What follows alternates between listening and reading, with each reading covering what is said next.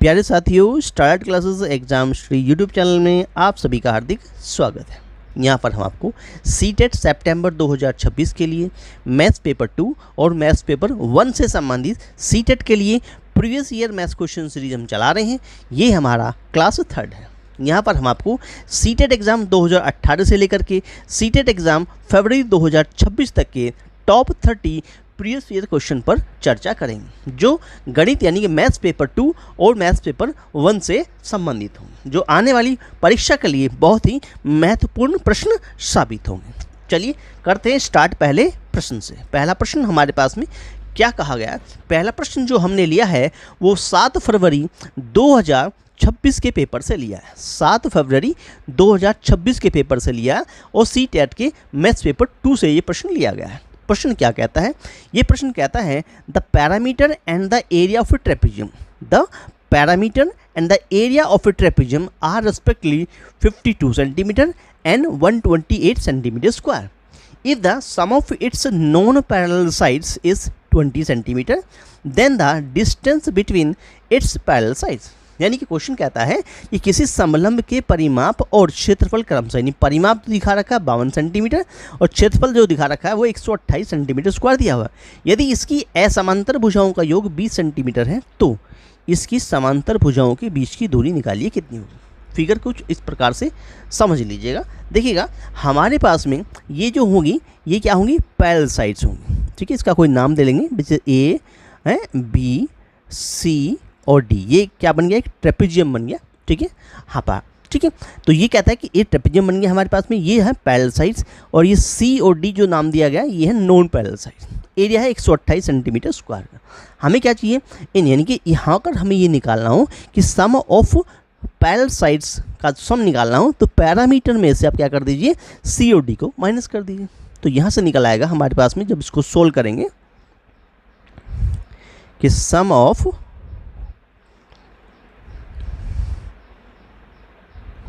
Parallel sides, जिसको हमने क्या कहा है? a प्लस बी का नाम दिया है, इक्वल टू जो उसका पैरामीटर दिखा रखा है। पैरामीटर कितना दिखा रखा है? पैरामीटर को p से रिप्रेजेंट कर लीजिए, माइनस नॉन पैरेलल साइड्स को c प्लस डी से रिप्रेजेंट कर दीजिए। तो ये क्या बन जाएगा? यानी a प्लस बी क्या आ जाएगा? a प्लस बी जो सम ऑफ पैरेलल साइड्स है वो क्या निकल के आएगा? पैरामीटर कितना दिखा है? 52 सेंटीमीटर में से आप क्या कर दिए? नॉन पैरेलल साइड जो क्या दिखा रखी? 20 सेंटीमीटर माइनस कर दिया आपने, कितना बच गया? 32 सेंटीमीटर। ये हमारे पास सम ऑफ पैरेलल साइड्स निकल के आ गए। ठीक है, सम ऑफ पैरेलल साइड्स कितना आ गया हमारे? 32 सेंटीमीटर। अब हम क्या, एरिया ऑफ ट्रेपेजियम क्या होता है? एरिया ऑफ ट्रेपेजियम,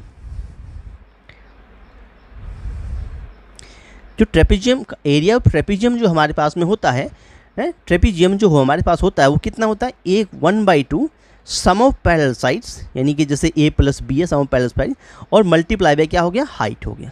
ठीक है, अब ये क्वेश्चन में दे रखा है कितना? 128 सेंटीमीटर ये क्वेश्चन में दिया हुआ है, इजिकल टू कितना? 1/2। अब ये a प्लस बी क्या निकला? 32 निकला। 32 मल्टीप्लाई बाई h। अब 2 से इसको काट लीजिए, 2 से 16 बार कट जाएगा, 16 टाइम कट जाएगा। हमें क्या निकालना? h निकालना। h क्या होगा? 128 128 डिवाइड बाई कितना हो जाएगा? 16। 16 जो है ये जो 16 हो जाएगा, और 16 जिसको 8 बार काट देगा, 16 8 जा 128। h की वैल्यू कितनी आ गई? 8 सेंटीमीटर आ जाती है। 8 सेंटीमीटर आपका क्या बन गया? आंसर बन जाता है। ठीक है, ये चला जाएगा पहले पार्ट के साथ में। तो first part is your right answer. Complete हुआ क्वेश्चन। आई होप दैट सभी बहनों भाइयों को समझ में आ गया होगा। क्वेश्चन था 7 फरवरी 2026 से सीटेट के मैथ्स पेपर 2 से लिया गया था। चलिए आगे बढ़ते हैं। अगला प्रश्न क्या कहता है? अगला प्रश्न नंबर 2, ये भी 7 फरवरी 2026 के पेपर से लिया गया, सीटेट के मैथ्स पेपर 2 से लिया गया। कहता है diagonals P R and Q S of a parallelogram P Q R S, ठीक कहता है, intersect at point O if अगर ओ पी के value x plus Y centimetre है, O Q 20 centimetre, O R 16 centimetre, O S Y plus 7 centimetre, then find the value of 7x minus Y value centimetre में आपको निकाली। कोई समांतर चतुर्भुज है पी क्यू आर एस, उसके विकर्ण जो है वो पी आर और क्यू एस हैं, जो बिंदु ओ पर प्रतिच्छेद करते हैं, जहाँ पर O P x plus y है, ओ क्यू 20 सेंटीमीटर है, ओ आर 16 सेंटीमीटर है, O S Y plus 7 centimetre है। आपको 7x माइनस वाई का मान निकालना। ठीक है। फिगर समझ लेते हैं। फिगर कुछ इस प्रकार से हमारे पास हो गया, PQRS एक पैरेललोग्राम हो गया हमारे पास में। PQRS एक पैरेललोग्राम हो गया, जहाँ पर ये कहता है कि ये जो दोनों हमारे पास PR और जो SQ है या QS जो है वो बिंदु O पर टच करते हैं, यहाँ पर बिंदु O पर टच करते हैं। हम जानते हैं the diagonal of parallelogram bisect each other. I think that ये OS जो है और वो इट मीन्स OQ ये दोनों बराबर हो जाएंगे। इट मीन्स ऐसे ही PO और जो OR है ये दोनों भी आपके बराबर हो जाएंगे। इसी लॉजिक को लगाते हुए आप इसे सोल्व कर देंगे। क्या कहता है भाई, हमारे पास में ये जो OP है, जो OP है उनके इन पैरेललोग्राम PQRS में क्या कहेंगे, देखो डायगोनल बाइसेक्ट ईच अदर, ये फॉर्मूला यानी थ्योरी प्रॉपर्टी होती है diagonal bisect each other in parallelogram. तो हमारे पास क्या हो जाएगा भाई, जो OP है वो इज इक्वल टू OR हो जाएगा। अब OP है क्या, OP है हमारे पास में x प्लस वाई बराबर कितना हो गया, 16 हो गया। इसे आप नोट कर लें भाई, x प्लस वाई 16 निकल के आ गया। यहाँ तक बात समझ में आ गई। अच्छा, इसी प्रकार से जो हमारे पास में कौन सा है, OS है, OH जो है वो इजिकल टू क्या हो जाएगा, OQ हो जाएगा। अब OS है क्या, OS है y plus 7 equal to OQ कितना, OQ है 20। यहाँ से y का आंसर निकालने भाई 20 में से 7 माइनस हो गया, तो y का आंसर यहाँ से कितना निकल के आ गया, 13 का निकल के आया, 13 निकल के आ गया। y की वैल्यू जो यहाँ से क्या निकल के आ गई, 13 निकल के आ गई। तो इस प्रकार से हमारे पास जो y की वैल्यू हो कितनी बन गई, इट मीन्स 13 बन गई। ठीक है, यहाँ बात समझ में आ गई। इस 13 को यहाँ पुट कर दो कहाँ कि x प्लस वाई तो कितना था, ये आपके पास 16 था। ठीक है, आपने x प्लस ये क्या निकाल लिया, आपने 13 फाइंड कर लिया, इज इक्वल टू 16 के बराबर हो गया। हमें क्या निकालना, x निकालना जी। 16 माइनस 13 कर दीजिए, कितना बच गया जी, 3 बच गया हमारे पास में। ठीक है, x की वैल्यू कितनी आ गई, 3 आ गई। x निकल गया, y भी निकल गया। क्या फाइंड करना है जी, फाइंड जो करना है उसे लिख दीजिए। फाइंड आपको करना है कितना, 7x माइनस वाई। भाई 7 में x मतलब 3 की मल्टीप्लाई करके माइनस ऑफ 13 कर दीजिए, और 7 जो 21 होता है, 21 में से आपने 13 माइनस कर दिया, तो आपको क्या बचा जी, आंसर बना 8 आंसर बन गया। आंसर बन गया 8 और 8 चला गया आपके फर्स्ट पार्ट के साथ में ही, तो फर्स्ट पार्ट आपका राइट आंसर बन जाता है। आई होप दैट सभी बहनों भाइयों को क्वेश्चन समझ में आ गया होगा। चलिए आगे बढ़ते हैं। अगला प्रश्न क्या कहता है, अगला प्रश्न भी 7 फरवरी 2026 से लिया है, लेकिन CTET के मैथ्स पेपर 1 से लिया है। अब की बार पेपर 1 का क्वेश्चन लिया है, मैथ्स पेपर 1 से क्वेश्चन लिया है। इस क्लास में आपको CTET मैथ्स पेपर 2 और CTET मैथ्स पेपर 1 के मिक्स क्वेश्चन मिलेंगे। ठीक है, कोई क्वेश्चन CTET मैथ्स पेपर 2 का होगा, तो कोई क्वेश्चन CTET मैथ्स पेपर 1 का होगा। चलिएगा, ये मैथ्स पेपर 1 से क्वेश्चन लिया है। ये कहता था LCM ऑफ 96, 120 और 160, और क्या करना है, डिवाइड कर दो। HCF ऑफ 72 और 160 इज इक्वल टू क्या होगा जी। अब देखो, अगर हम बात करते हैं भाई, ये कहता है 96, ठीक है, और कितना है 120, और क्या देगा 160। इसका LCM लेते हैं, तो इसके प्राइम फैक्टर कर लेते हैं। LCM के लिए प्राइम फैक्टर करने पड़ेंगे, बस 2 से इसको कट करते हैं। 2 से कितना 48 टाइम कट जाएगा, ये 60 टाइम कट जाएगा, और ये कितना हो जाएगा 80 टाइम। फिर 2 से फिर कट हो जाएगा, ये 2 से कट करेंगे कितना का 24 आ जाएगा, 30 आ जाएगा, 40 आ जाएगा। 2 से आप फिर कट करेंगे, 2 से ये 12 आ जाएगा, ये 15 में, और ये किस में 20 में कन्वर्ट हो जाएगा। फिर 2 से फिर इसको कट करेंगे, ये 6, ये 15 ऐसे ही रहेगा, और ये 10 टाइम्स। फिर 2 से फिर काटेंगे इसको, 2 3 जा, ये 15 ऐसे ही रहेगा, और 2 5 जा। इसको आप 3 से कैंसिल कर सकते हैं, 3 1 जा, 3 5 जा, और 5 ऐसे। अब लास्ट में आप इसको 5 से कैंसिल कर देंगे, तो ये 1 1 और 1 आपको मिल जाएगा। यहाँ तक बात समझ आ गई। यानी इसका अगर आप LCM फाइंड करें, इसका अगर आप क्या करें LCM फाइंड करें, तो कितना आ गया, देखो 1 2 3 4 5 यानी कि 2 की power 5 multiply by 3 multiply by 5 यानी कि 2 से इसको मल्टीप्लाई करें, 2 दूनी 4 दूनी 8 दूनी 16 दूनी 32 और 32 में हम क्या कर दें, 32 में हम क्या कर दें 15 की मल्टीप्लाई कर दें।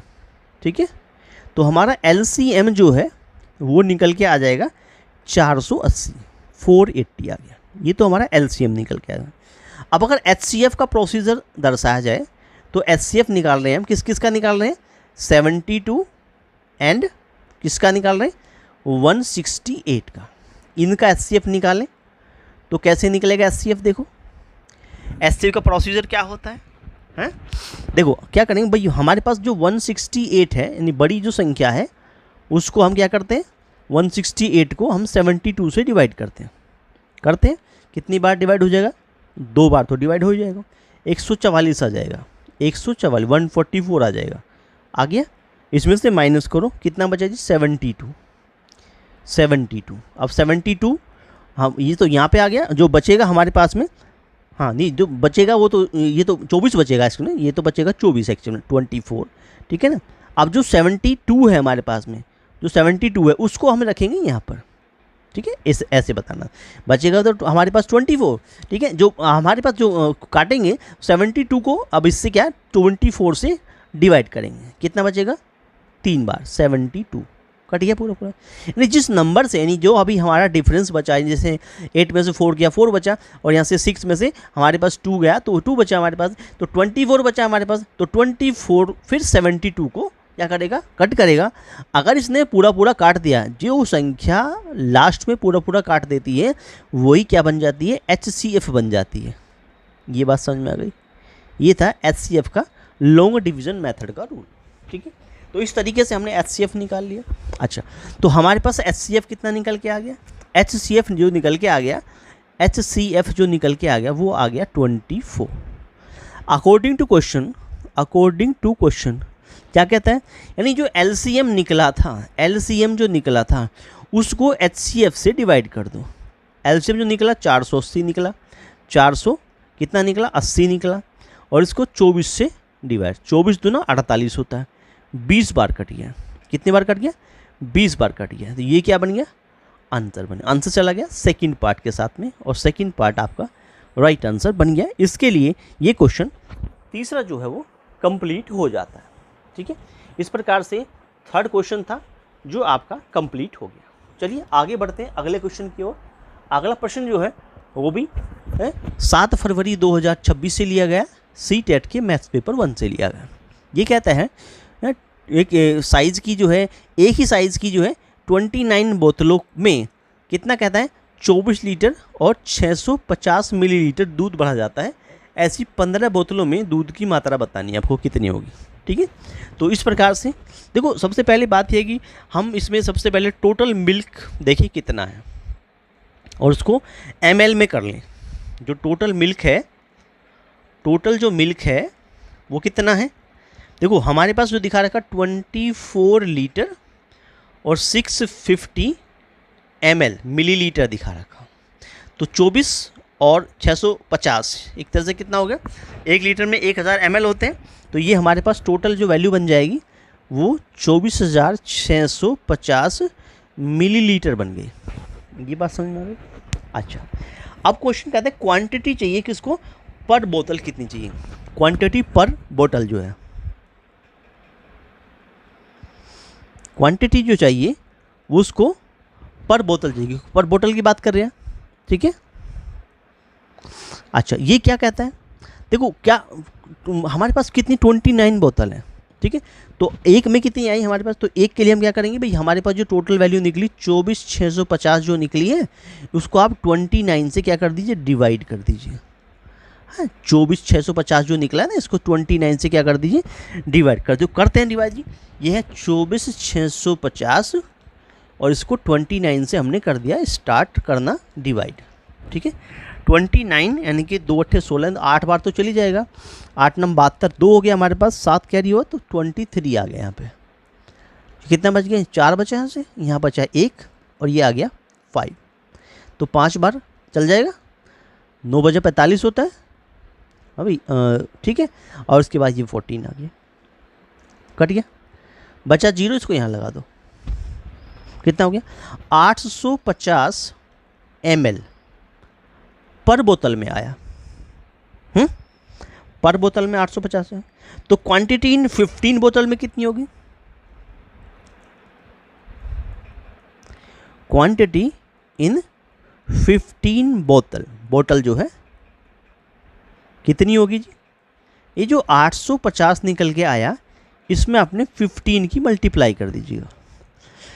जैसे 15 की मल्टीप्लाई करेंगे तो आपको जो मिलेगा आंसर वो मिल जाएगा 12750 ml। ठीक है, इसको आप लीटर और यानी क्वांटिटी में अगर आपको देखें, क्वांटिटी में देखें इसको, तो ये लीटर और ml में कन्वर्ट हो जाएगा, यानी कि इसको हम 12 लीटर और 750 ml आंसर के रूप में लिख सकते हैं। ठीक है, 12 लीटर 12 लीटर 750 ml, ये आपका क्या बन जाएगा?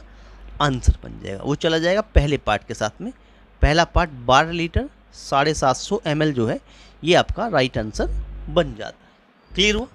आगे बढ़ते हैं, अगला क्वेश्चन क्या कहते हैं। अगला क्वेश्चन हमने 8 फरवरी 2026 के पेपर से लिया है और ये CTET मैथ्स पेपर 2 से प्रश्न लिया गया है। क्या कहता है प्रश्न? प्रश्न ये कहता है कि the parameters of two circular fields C1 and C2 are 40 pi metre and 96 pi metre respectively. What is the radius of the third circular field C3 and whose area is equal to the sum of the areas of C1 and C2? भाई हमारे पास दो वृत्ताकार खेतों C1 और C2 के परिमाप क्रम से 40 पाई मीटर और 96 यानी 96 पाई मीटर है। तीसरे खेत यानी C3 की त्रिज्या क्या होगी यदि इसका क्षेत्रफल C1 और C2 के क्षेत्रफलों के योग के बराबर हो? देखो, सबसे पहली बात तो हम यहाँ पर सबसे पहले तो देखें भाई हमारे पास में जो सरकमफरेंस होती है, वो कितनी होती है? फॉर्मूला हो जाए तो 2 पाई r होता है सरकमफरेंस, पैरामीटर जो हमारे पास हुआ एक तरह से वो सरकमफरेंस ऑफ सर्किल जो है वो 2 पाई r होता है। अब क्योंकि हम पहले सर्कल की बात कर रहे हैं, C1 की बात कर रहे हैं, तो यहाँ 2 पाई r1 हो जाएगा r1। अब सरकमफरेंस क्या दिखा रखी है पहले वाले की? 40 पाई दिखा रखी है, जो कितना हो गया 2 पाई r1 हो जाएगा। भाई पाई से पाई कट गया हमारे पास में, तो r1 कितना निकल के आ गया? r1 आ गया 40/2। इसका मतलब इससे काट लो, r1 की वैल्यू आ गई 20 मीटर आ गई, r1 निकल के आ गया। सेम थिंग्स दूसरे वाले के लिए अप्लाई कर दो। ये C2 बराबर कितना है? 2 पाई r2 होगा। C2 दे रखा 96 पाई दिया हुआ है, इज इक्वल टू कितना? 2 पाई r2 हो गया। पाई से जी पाई कट गया, r2 कितना आ गया? r2 का मतलब हो गया 96/2, 2 से काटो 2 4 जा 2 8 जा, कितना r2 कितना आ गया जी? r2 आ गया 48 मीटर, ये r2 निकल के आ गया। यहाँ तक बात समझ में आ गई? ठीक है, देखो अगर एरिया की बात करें तो एरिया मतलब एरिया जो हमारे पास दिखा रखा है, एरिया किसका? C3 का जो एरिया है वो इज इक्वल टू कितना है? किसके बराबर है? एरिया ऑफ C1, ठीक है, और प्लस एरिया ऑफ किसके हो जाएगा? एरिया ऑफ C2 हो जाएगा। ठीक है, इसका एरिया कितना होगा? Pi r3 square is equal to ये होगा पाई r1 स्क्वायर, ये हो जाएगा पाई r2 स्क्वायर। देखो पाई से पाई इसमें से कॉमन ले लें ऐसे, तो ये क्या बन जाएगा? r1 का स्क्वायर प्लस r2 का स्क्वायर बन जाएगा, और ये पाई जो है इस वाले पाई से कट जाएगा, तो क्या बचा भाई? r3 का जो स्क्वायर बचा है सीधा सीधा बना r1 का स्क्वायर प्लस ऑफ r2 का स्क्वायर। r1 क्या चीज़ है? देखो r1 हमारे पास दिखा रखी है 20 का स्क्वायर हो जाएगा, प्लस r2 कितना? 48 का स्क्वायर हो जाएगा। यहाँ तक बात समझ में आ गई? r1 से मतलब हमारे पास 20 का जो स्क्वायर होता है 400 होता है, और अगर 48 के स्क्वायर की बात करें कितना होता है? 2304 हुआ करता है। इन दोनों को जोड़ दें, अगर आप लोग इन दोनों को जोड़ दें यानी कि इसका जो एडिशन कर दें इनको, तो ये 2704 हो जाएगा। ये किसके बराबर आ रहा है फिलहाल? r3 के स्क्वायर के बराबर। अगर हमें r3 निकालना है तो अंडर रूट कर देंगे, किसका? 2704 का अंडर रूट ले देंगे। ठीक है, ये 52 का अंडर रूट हुआ करता है। 52 का जो रूट स्क्वायर रूट होता है वो हमारे पास 2704 होता है, तो ये कितना आ गया? r3 जो निकल के आ गया वो कितना आ गया? 52 मीटर निकल के आ गया। रेडियस पूछ रहा था हमसे, रेडियस हमारा आंसर आ गया कितना 52 मीटर। 52 मीटर चला गया थर्ड पार्ट के साथ में, और थर्ड पार्ट आपका राइट आंसर बन जाता है। आई होप दैट सभी बहनों भाइयों को क्वेश्चन जो है अच्छी प्रकार से समझ में आ गया। मेरे प्यारे साथियों, अगर आप चैनल पर नए हैं, अभी तक आपने चैनल को सब्सक्राइब नहीं किया है, तो चैनल आपका अपना है Stardart classes exam study YouTube channel है। चैनल को सब्सक्राइब जरूर कर लीजिएगा, ठीक है। वीडियो अच्छा लग रहा हो तो वीडियो को लाइक कर दीजिए, और अपने ज़्यादा दोस्तों को, बहनों भाइयों को वीडियो को शेयर कर दीजिए, जिससे सभी को वीडियो का ज़्यादा लाभ हो सके। आगे बढ़ते हैं अगले क्वेश्चन की ओर। अगला प्रश्न क्या आता है? प्रश्न जो है CTET के 8 फरवरी 2026 के पेपर से लिया गया, CTET मैथ्स पेपर 2 से। क्वेश्चन ये था कि द वैल्यू ऑफ √5043 मल्टीप्लाई √50, नीचे था √32 डिवाइड में और मल्टीप्लाई √1323। सोल्व करना था इसको।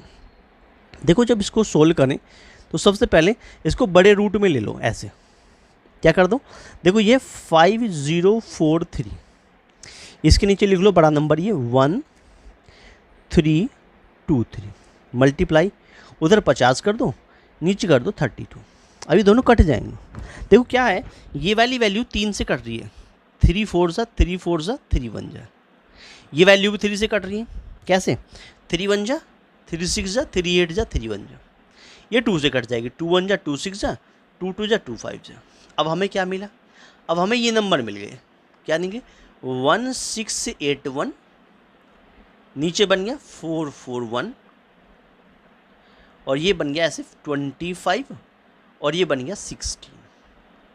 अब अंडर रूट की बात करें, अगर रूट में जाएं, देखो रूट में अगर जाएं तो रूट में 1681 जो होता है, इसका रूट अगर लें तो इसका रूट जो है 41 होता है। और अगर अंडर रूट हम 441 की बात करें तो ये किसका होता है? 21 का होता है।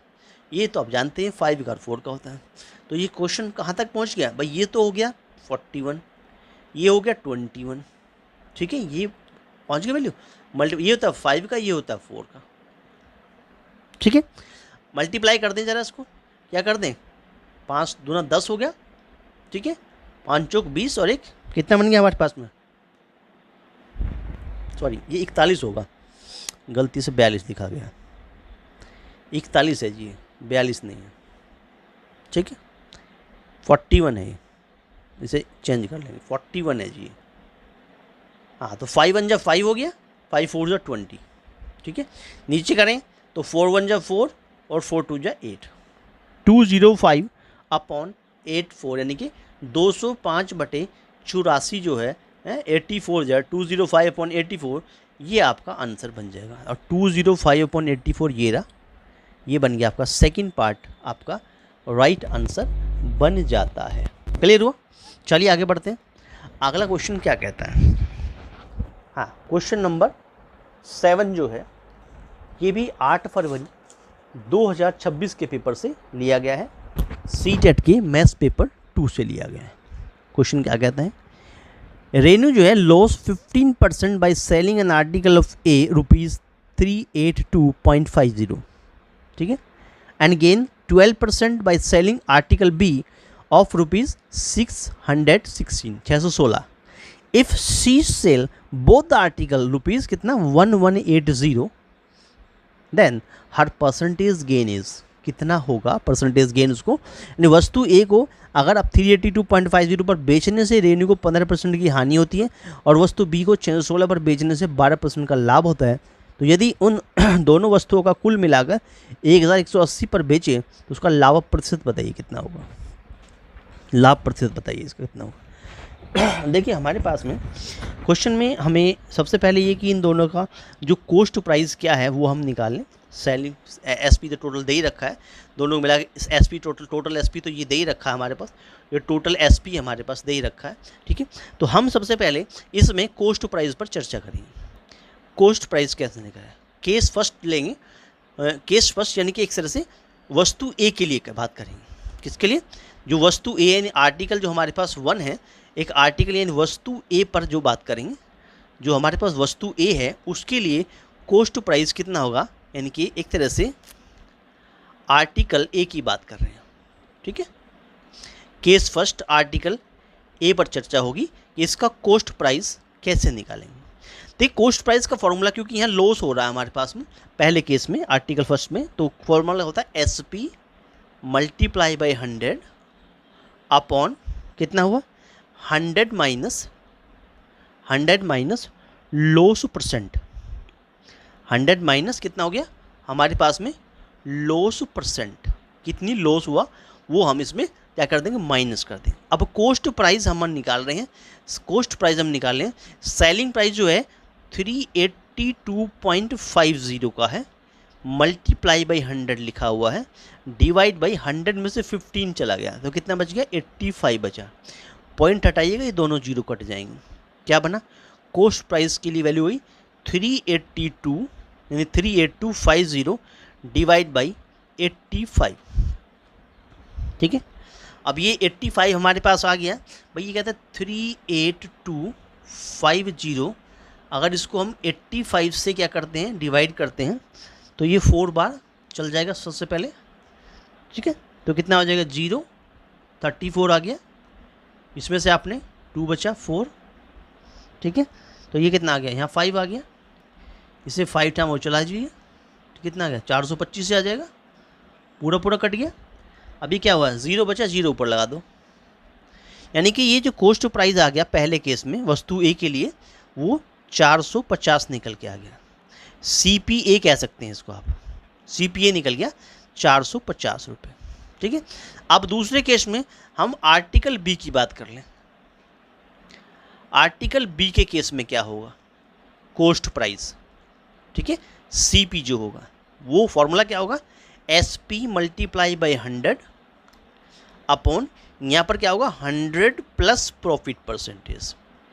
भाई यहाँ 100 प्लस प्रॉफिट परसेंटेज का फॉर्मूला लग जाएगा। यहाँ तक बात समझ में आ गई। अब यहाँ सेलिंग प्राइस कितना है, सेलिंग प्राइस है ये वाला सेलिंग प्राइस, आर्टिकल बी के लिए सेलिंग प्राइस ये रहा, प्रॉफिट ये रहा। ठीक है, पहले वाले के लिए ये सेलिंग प्राइस ये था और लॉस परसेंट इतना था। ठीक है, तो यहाँ कितना आ गया 616 मल्टीप्लाई बाई 100 और डिवाइड बाई 100 प्लस 12 यानी 112 हो गया। यहाँ तक बात समझ में आ गई। 112 हमारे पास ये वैल्यू बन जाती है। अच्छा, दूसरे केस की बात कर रहे हैं, इसको काट लीजिए, जैसे 2 से काटेंगे 2 5 10 होता, 2 6 12 होता, 2 से काटेंगे इसको 2 3 6 0 2, तो ये कितना बन गया यहाँ से, ये थोड़ा छोटा कर लेंगे इसको, और ये 308 मल्टीप्लाई बाई 100 बटे 56। ठीक है, 56 बचता है। अच्छा हाँ, चलिएगा ये और छोटा कर सकते हैं, 2 से काट सकते हैं, 2 दूना 4 2 8 16 हो गया, 2 से काटेंगे 2 से एक बार कटेगा। ठीक है, उसके बाद में 5 बार कटेगा और 2 चौका बढ़ जाएगा, 2 से और भी छोटा हो जाएगा 14 टाइम कट जाएगा। 2 से काटेंगे 2 7 14 होता है और 2 7 14 होता है। अच्छा, इसको हम 7 से काट सकते हैं, 7 दूना 14 और 7 से 11 बार कट जाएगा, तो क्या रह गया जी 11 मल्टीप्लाई बाई 100 अपॉन 2, 2 से काटो 50 बार कट जाएगा। तो कॉस्ट प्राइस कितना आ गया 11 5 55 550, ये CPB निकल के आ गया। कॉस्ट प्राइस B इतना हो गया और कॉस्ट प्राइस A जो है वो इतना निकल के आ गया, कितना 450। कॉस्ट प्राइस B निकल गया 550। यहाँ तक बात समझ में आ गई, क्लियर हुआ। अब हमारे पास में जो टोटल CP बना, जो टोटल कॉस्ट प्राइस बना वो कितना बना 450 प्लस 550 जोड़ दिया हमने, कितना बन गया भाई सीधा सीधा 1000 बन गया। ये बात समझ में आ गई। अब जो टोटल हमारे पास में टोटल सेलिंग प्राइस जो है क्वेश्चन में जो दे रखा है वो कितना है, दोनों वस्तु कुल मिलाकर 1180 में बेचता है, वो कितना है 1180 में बेचता है वो। ठीक है, तो उसका प्रॉफिट परसेंटेज निकला। प्रॉफिट कैसे निकले भाई, हमारे पास सबसे पहले तो प्रॉफिट परसेंटेज की बात है, प्रॉफिट कैसे निकले, प्रॉफिट कितना होगा हमारे पास, सेलिंग प्राइस में से कॉस्ट प्राइस माइनस कर दो। अब सेलिंग प्राइस है 1180 का और कॉस्ट प्राइस है 1000 का। ठीक है, यहाँ तक बात समझ में आ गई। तो प्रॉफिट कितना निकल के आ गया, ये जो प्रॉफिट निकल के आ गया आपका, ये जो प्रॉफिट निकल के आ गया सीधा सीधा 180 का प्रॉफिट आ गया उसको। हमें चाहिए प्रॉफिट का परसेंटेज, हमें चाहिए प्रॉफिट का कितना परसेंटेज हुआ, तो कितना प्रॉफिट है 180 है जी। किस कॉस्ट प्राइस पे है? 1000 वाले कॉस्ट प्राइस पे है, और इंटू 100 ये फॉर्मूला होता है। क्या होता है कि भाई जो हमारे पास जितना प्रॉफिट बना अपॉन CP इंटू 100। अब ये क्या 1 2 3 ये 1 2 3 0 कट गए, कितना आ गया आंसर? 18%। तो प्रॉफिट कितना आ गया? जो प्रॉफिट आ गया हमारे पास में, प्रॉफिट जो परसेंटेज हमारे पास निकल के आ गई वो कितनी आ गई? 18% निकल के आ गई। आंसर बन गया 18%, चला गया 4 पार्ट के साथ में, और 4 पार्ट आपका राइट आंसर बन जाता है। क्लियर हुआ? सभी बहनों भाइयों को क्वेश्चन बहुत अच्छी प्रकार से क्लियर हो गया होगा। ठीक है, चलिएगा आगे बढ़ते हैं अगले प्रश्न की ओर। अगला प्रश्न हमारे पास में क्या दिया? देखिए ये क्वेश्चन जो अभी आपको हमने कराया है, ये क्वेश्चन बहुत इंपॉर्टेंट है, और आने वाले एग्जाम में बस डिजिट बदलती है, क्वेश्चन का प्रारूप जो है वो ऐसा ही रहता है हमारे पास में, फॉर्मूले यही लगाने हैं। ठीक है, इसी तरह का फॉर्मेट है। ये क्वेश्चन कई बार उलट फिर करके आ चुका है। ठीक है ना, बस डिजिट बदलती हैं, तरीका यही रहता है निकालने का। चलिए आगे बढ़ते हैं अगले क्वेश्चन में। क्वेश्चन 8 फरवरी 2026 से लिया गया, मैथ्स पेपर 2 से। क्या कहता है कि x बटा वाई इज इक्वल टू -1/3 की पावर -3 और डिवाइड बाई कितना 2/3 की power -4। Then the value of x upon y plus y upon x की power -1 multiply by y upon x की पावर -1। अब मेन पॉइंट तो ये है कि हमें सबसे पहले x अपॉन वाई ये वाला और y अपॉन x को निकालना है, चलिए इसे सोल्व करना है। जब आप सोल्व करें कि भाई x अपॉन वाई कैसे निकलेगा, x upon y is equal to, देखो -1/3 की पावर -3 है। ठीक है, 1/3 की पावर -3। देखो हम जानते हैं कि भाई a की पावर -n का मतलब क्या होता है? क्या होता है? 1/a की पावर n, यही तो होता है। ठीक है, इसी को हम यहाँ अगर अप्लाई कर दें तो ये हमारे पास कह रहा है कि 1/3 की -3 है, तो ये कहाँ चला गया? ये चला गया -3 की पावर 3, ऐसे चला गया, उल्टा कर दिया। माइनस में पावर ऊपर ले गई, माइनस साइन ऐसे रहा, प्लस की पावर में कन्वर्ट हो गई। ठीक है, और मल्टीप्लाई बाई, अगला क्या कहता है 2/3 की पावर -4 है, उल्टा कर दो, 3/2 की पावर 4 कर दो, 3/2 की पावर 4 कर दो, प्लस में कन्वर्ट हो जाएगी। अब ये क्या होता है? x/y निकल रहा है। क्या निकल रहा है जी? ये कितना 27 होता है, लेकिन हो गया माइनस का, मल्टीप्लाई बाई 3 का पावर 4 बार करेंगे, मल्टीप्लाई करेंगे तो कितना 81 हो जाएगा, और ये कितना हो जाएगा यहाँ से 2 का 16 हो जाएगा हमारे पास में, इतना निकल के आ गया। अब क्या करना है? इनकी करना है आपस में मल्टीप्लाई कर देना, मल्टीप्लाई हमारे पास में, लेकिन वो भी कहता है माइनस में कर दिएगा, प्लस पहले वाई अपॉन एक्स निकालो, फिर जोड़ो, फिर इसको माइनस करो। अच्छा, तो ये वैल्यू हमारे पास निकल के आ गई, और ये भी किस में कहता है? सॉरी, ये यहाँ डिवाइड है भाई, मल्टीप्लाई नहीं है, ध्यान से करेंगे इसको ज़रा। ये मल्टीप्लाई का नहीं है भाई, डिवाइड का साइन है, सॉरी, ये जो है डिवाइड का साइन है यहाँ पर, ये डिवाइड का साइन है भाई। ठीक है, ये डिवाइड का साइन, मल्टीप्लाई का नहीं है। क्लियर? तो ये हमारे पास डिवाइड करवा रहा है। अब कहता है कि भाई इसको डिवाइड करेंगे तो माइनस का 27 जो है वो मल्टीप्लाई में कन्वर्ट हो जाएगा। अब होगा मल्टीप्लाई में कन्वर्ट 16/81। ठीक है, ये ऐसे होगा, x/y निकल के आ गया, ये मल्टीप्लाई में अब कन्वर्ट होगा, कि डिवाइड का साइन था, ये छूट गया हमसे, ये डिवाइड का साइन है। क्लियर? तो डिवाइड का साइन था, अब ये मल्टीप्लाई में कन्वर्ट होगा तो उल्टा हो गया ये। अब इसको काट लें भाई, 9 3 27 होता है, और 9 से 9 बार कट जाएगा, 81 हो जाएगा। ठीक है, अच्छा 3 से फिर ये 3 बार कट जाएगा, या 27 थी 81 होता तब वैसे भी काट सकते थे। 16/3 आ गया, x/y की वैल्यू 16/3 माइनस में आ गई। अब यही चीज़ हमें y/x में चाहिए, तो y/x में चाहिए तो माइनस का 3/16 हो जाएगी। ये बात समझ में आ गई? आ गई। चलिए अब हमें क्या करना है? अब हमें क्या निकालना है? x/y प्लस y/x सोल्व करना पहले, -1 बाद में देख लेंगे। देखो ये क्या है भाई, माइनस का 16/3 और माइनस का साइन यहाँ पे आ जाएगा, 3/16, एलसीएम लेंगे 48 आ जाएगा, 48। ठीक है, 16 से 16 में मल्टीप्लाई करेंगे, 256, माइनस का 256 हो गया, -16 थी, 3 से 3 में 3 से 9 हो गया, तो कितना बन गया माइनस का 265 बटे क्या बन गया 48 बन गया।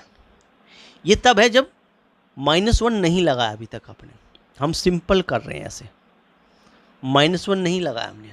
अगर हम -1 लगा दें यानी कि x बटे वाई प्लस वाई बटे एक्स में हम क्या कर दें -1 लगा दें, तो क्या हो जाएगा -265 अपॉन जो 48 है इस पे -1 लग जाएगी, इस पे -1 लगी तो ये उल्टा हो जाएगा, माइनस का 48 बटे 265 हो जाएगा। यहाँ तक बात समझ आ गई। y बटे एक्स की जो वैल्यू अभी ये निकली थी, इस y बटे एक्स की वैल्यू में, इस y बटे एक्स की वैल्यू में अगर -1 लगा दें ऐसे, तो ये का मतलब माइनस का 3/16 पे -1 लगा दिए, ये मतलब तो हुआ। इसका मतलब y बटे एक्स की पावर अगर -1 कह रहे हैं तो इसका मतलब -16/3 आंसर बन गया इसका। यहाँ तक बात समझ में आ गई हो बन। अब हमें जो फाइंड करना है उस मेन मुद्दे पे आ जाइए। क्या कहता है, ये कहता है x बटे वाई प्लस वाई बटे एक्स की जो -1 है पावर में मल्टीप्लाई में y अपॉन एक्स की पावर -1 की मल्टीप्लाई कर दें तो माइनस का 48 बटे 265 तो ये बन गया, मल्टीप्लाई माइनस का 16 बटे 3 ये बन गया, माइनस माइनस तो हो गया प्लस। ठीक है, अब 3 से काट लो उसको, 3 1 जा 3 6 जा 16 मल्टीप्लाई बाई 16, 16 की 16 में मल्टीप्लाई करेंगे 256 होता है बटे 265 प्लस का आंसर आ गया 256 बटे 265 आपका फाइनल आंसर होगा और जो सेकंड पार्ट के साथ चला जाएगा। ठीक है, 256 बटे 265 आपका राइट आंसर बन जाएगा। क्लियर हो? आगे बढ़ते हैं अगले प्रश्न की ओर। अगला प्रश्न नंबर 9 प्रश्न क्या कहता है? देखिए 9वें प्रश्न में ये कहता है हमारे पास, ये भी 8 फरवरी 2026 से पेपर लिया गया है, इट मीन्स CTET की मैथ्स पेपर 2 से प्रश्न लिया गया है। प्रश्न क्या कहता है? ये कहता है कि इफ़ अगर 2x - 10 and 3x - 50 are complementary angles then the value of 4x + 40, यानी अगर ये दोनों पूरक कोण है आपस में तो 4x + 40 का वैल्यू निकालिए कितना होगा। मान लेते हैं भाई ये एंगल A है और ये एंगल B है। कॉम्प्लीमेंट्री एंगल होने का जो रूल होता है वो ये होता है, इफ़ टू जो एंगल्स हैं, दो एंगल जो है कॉम्प्लीमेंट्री एंगल्स जो होते हैं, तो complementary angle sum of 90 degree, यानी कि जो कॉम्प्लीमेंट्री एंगल होते हैं उनका जो सम होता है वो 90 डिग्री होता है, 90 डिग्री होता है। इस प्रकार से 2x - 10 और प्लस कितना 3x - 50 जो है वो 90 डिग्री के बराबर हो जाएगा। अब 2 और 3 ये तो 5x तो यहाँ से बन गए। ठीक है, माइनस के 10 हैं या माइनस के 50 यहाँ पर हैं, तो माइनस के 60 यहाँ से हो गए, इजकल टू 90 डिग्री हो गया। यानी कि जो 5x है वो इजकल टू 60 उधर चला जाएगा तो 150 हो जाएगा, 150 हो जाएगा। यानी x की वैल्यू हम निकाल रहे हैं 150 बटे 5 निकल के, 5 3 15 30 डिग्री आ गई। x की वैल्यू जो है वो 30 निकल के आ गई। यहाँ तक बात समझ में आ गई? x की वैल्यू जी 30 निकल के आ गई। हमें जो फाइंड करना है वो फाइंड ये करना है कि 4x + 40 बताइए कितना होगा। यानी कि 4 में आप 30 का मल्टीप्लाई करें और उसमें 40 जोड़ दें, तो 4 3 12 120 तो ये हो गया, इसमें आपने 40 और जोड़ दिया, इसका मतलब वैल्यू जो है 160 बन गई। 160 डिग्री आपका आंसर बन गया, 160 डिग्री चला गया तीसरे पार्ट के साथ में, तीसरा पार्ट आपका राइट आंसर हो गया। प्यारे साथियों, अगर आप चैनल पर नए हैं, अभी तक आपने चैनल को सब्सक्राइब नहीं किया है, तो आपका अपना चैनल है start classes exam history YouTube channel है। जैसे आप स्क्रॉलिंग में देख रहे हैं, नीचे स्क्रॉल हो रहा है start classes exam history YouTube channel है। चैनल को सब्सक्राइब जरूर कर लें।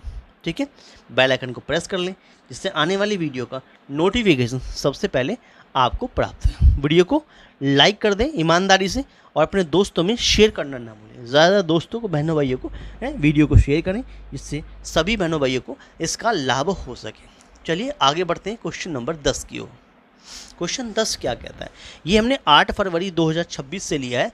ये CTET मैथ्स पेपर 1 से क्वेश्चन लिया गया है। ये कहता है Amita start from the place A and reach place be in 4 hours 44 minutes, 4 घंटे 44 मिनट में पहुंच जाती है. From there and she returns to the starting place A in 3 hours 24 minutes. If she reach back at 2:30 PM, PM की बात कर रहा है, ठीक है, then it means her starting time from place A where was. Amita जो है स्थान ए से प्रारंभ करके स्थान बी तक 4 घंटे 40 मिनट में पहुंचती है.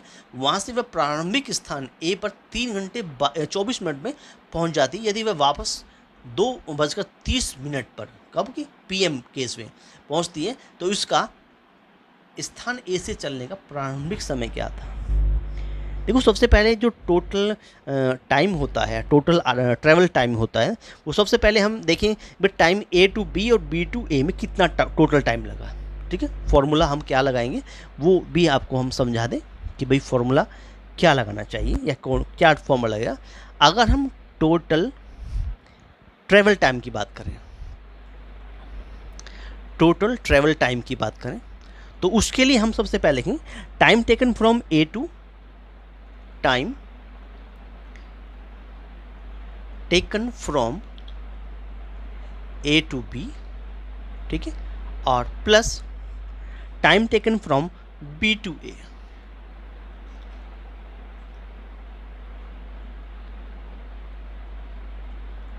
ये तो हमारा टोटल ट्रेवल टाइम आ गया. ठीक है, जब हम स्टार्टिंग टाइम की बात करेंगे, स्टार्टिंग टाइम की बात करेंगे जैसे कि क्वेश्चन पूछ रहा है, तो जो रिटर्न टाइम है, जो रिटर्न का टाइम है हमारे पास में, उस रिटर्न के टाइम में से हम क्या करेंगे, टोटल ट्रैवल टाइम घटा देंगे.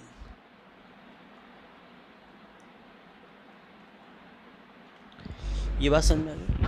टोटल ट्रैवल टाइम जो है उसमें से हम माइनस कर दें. अब पॉइंट आता है हमारे पास में कि टोटल ट्रैवल टाइम कैसे निकालें. ये तो फॉर्मूला हो गया, भी ये फॉर्मूला आपको लगा के सोल्व करना है. अब मेन पॉइंट आता है हमारे पास में कि भाई टोटल ट्रैवल जो टाइम है वो कैसे निकलेगा. भाई हमारे पास में टोटल ट्रैवल टाइम है, पहला है 4 घंटे 4 hours कितना 44 मिनट, प्लस दूसरा समय है 3 hours और कितना 24 मिनट. अगर हम इन सब के क्या कर दें, मिनट बना लें, तो 4 में क्या करेंगे 60 से मल्टीप्लाई कर देंगे, 4 × 24, और यानी ये जो 4 घंटे है ना, 4 घंटे 4 hours जो है, और ये जो 44 मिनट है, इनके हम आवर्स बना रहे हैं, तो इसको 60 से मल्टीप्लाई करेंगे तो 240 और प्लस 44 ये हो गया. ठीक है ना, तो 284 मिनट तो ये हो गई. ठीक है, ये 284 मिनट हो जाएंगी. तो इस टोटल का मतलब बन गया 284 मिनट. ठीक है, ये 284 मिनट तो ये बन गई, प्लस 3 घंटे 24 मिनट की बात करते हैं, तो 3 घंटे 3 hours 24 मिनट की अगर बात करता है तो 3 × 18 180 मिनट तो ये हो गई, और 24 मिनट यहाँ से निकल के आ गई. ठीक है, तो कितने हो गए टोटल 204 मिनट हो गए, 204 मिनट हो गई हमारे पास टोटल. क्लियर, तो 204 मिनट ये हो गई, समझिए. तो टोटल टाइम ट्रेवल कितना, दोनों को जोड़ दीजिए तो 488 मिनट की बात आ गई. इतना आ गया टाइम. अगर इस 488 मिनट को भी आप अगर आवर्स और मिनट में, यानी 488 जो निकल के आया, इसको आप अगर आवर्स और मिनट में कन्वर्ट करना चाहिए तो उसको 60 से डिवाइड कर देंगे. 6 × 8 = 48 होता है, 6 × 8 = 48 होता है. इसका मतलब ये हुआ कि 8 घंटे और 8 मिनट आपका आंसर बन गया. यानी इसको आप 8 hours और 8 मिनट कह सकते हैं. यहाँ तक बात समझ में आ गई. हाँ, चलिएगा. अब पॉइंट ये होता है कि जो रिटर्निंग टाइम है, जो रिटर्निंग टाइम है वापस कितने 2:30 PM पर आती है. जो रिटर्न जिसकी हमने इस फॉर्मूले की जो बात की, रिटर्निंग टाइम की बात करें, तो रिटर्निंग टाइम, हाँ क्वेश्चन के अकॉर्डिंग जो रिटर्न का टाइम है, रिटर्न टाइम जो निकालना है वो कैसे निकलेगा भाई? देखो रिटर्न टाइम से मतलब हमारे पास हुआ कि रिटर्न टाइम मतलब 2:30 PM का है, 2:30 PM की बात कर रहे हैं। अगर इस हम 24 आवर्स के फॉर्मेट पे लिखें तो ये हमारे पास कितना का 14.30, ठीक है, 30, ये रिटर्निंग फॉर्मेट हो जाएगा, ठीक है। 40.30 यानी 14 घंटे और 30 मिनट की बात आएगी। ये बात समझ में आ गई, ठीक है। तो हमें स्टार्टिंग टाइम कैसे निकालें? स्टार्टिंग टाइम कैसे निकालें भाई? ये तो निकला 14.30, ठीक है। में से माइनस कर दें कितना, कितना माइनस कर देंगे? 8 घंटे 8 मिनट। अब 14 घंटे 30 मिनट तो ये रहा और 8 घंटे 8 मिनट ये रहा, माइनस कर दीजिए, कितना बचा? 2, 22 और ये कितना आ गया हमारे पास में? 6 घंटा 22 मिनट, कितना? 6.22। अब ये क्या चीज़ आएगा भाई? ये तो चीज़ है, ये तो PM में है। अब उसमें से माइनस कर रहे हैं 8 घंटे 8 मिनट, जब माइनस करेंगे तो ये वैल्यू किस में कन्वर्ट हो जाएगी? AM में कन्वर्ट हो जाएगी। किस में कन्वर्ट हो जाएगी? AM में कन्वर्ट हो जाएगी। तो हमें जो है प्रारंभिक यानी स्थान A से चलने का प्रारंभिक समय जो होगा, starting time from place A जो होगा वो 6:22 AM होगा, यानी कि पहला पार्ट हमारा राइट आंसर होगा। हमारा आंसर AM में प्राप्त होगा हमें। क्लियर हुआ? ये था क्वेश्चन नंबर 10 जो 8 फरवरी 2026 सीटेट पेपर 1 से लिया गया था। अगले प्रश्न की ओर बढ़ते हैं। अगला प्रश्न हमारे पास क्या कहता है? 11वां प्रश्न हमारे पास में है कि एक आयत का जो परिमाप है वो कितना दिखा रखा है? 410 मीटर का है, उसकी लंबाई 123 मीटर की है। आयत का चौड़ाई निकालना है।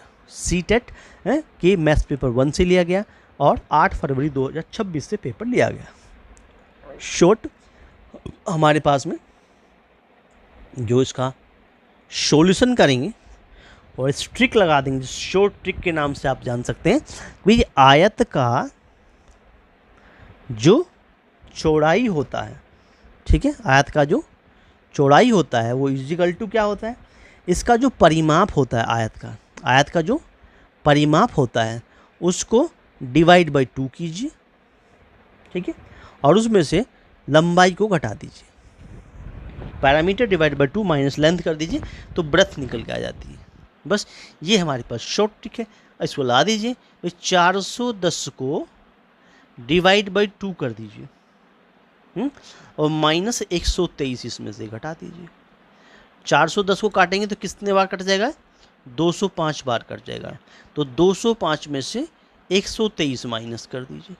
205 में से 123 माइनस करेंगे तो 82 मीटर आपको क्या मिल जाएगा? आयत की चौड़ाई मिल जाएगी। आयत की जो चौड़ाई है वो आपको 82 मीटर मिल गई। आंसर चला गया 4 पार्ट के साथ में, 4 पार्ट आपका राइट आंसर। क्लियर हो? चलिए अगले प्रश्न की ओर बढ़ते हैं। अगला प्रश्न बहुत अच्छा प्रश्न दिया था, ये भी 8 फरवरी 2026 में आया मैथ्स पेपर 1 में सीटेट के। The missing number in the pattern है 325, उसके बाद में 259, फिर 204, 160, 127, 105, फिर आगे यहाँ क्या आएगा ये हमें बताना है।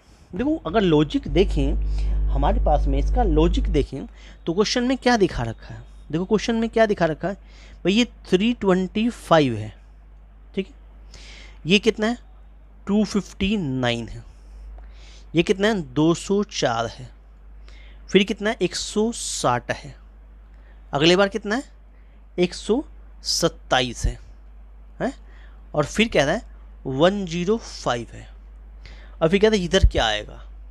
यानी कि अगर इन दोनों को देखें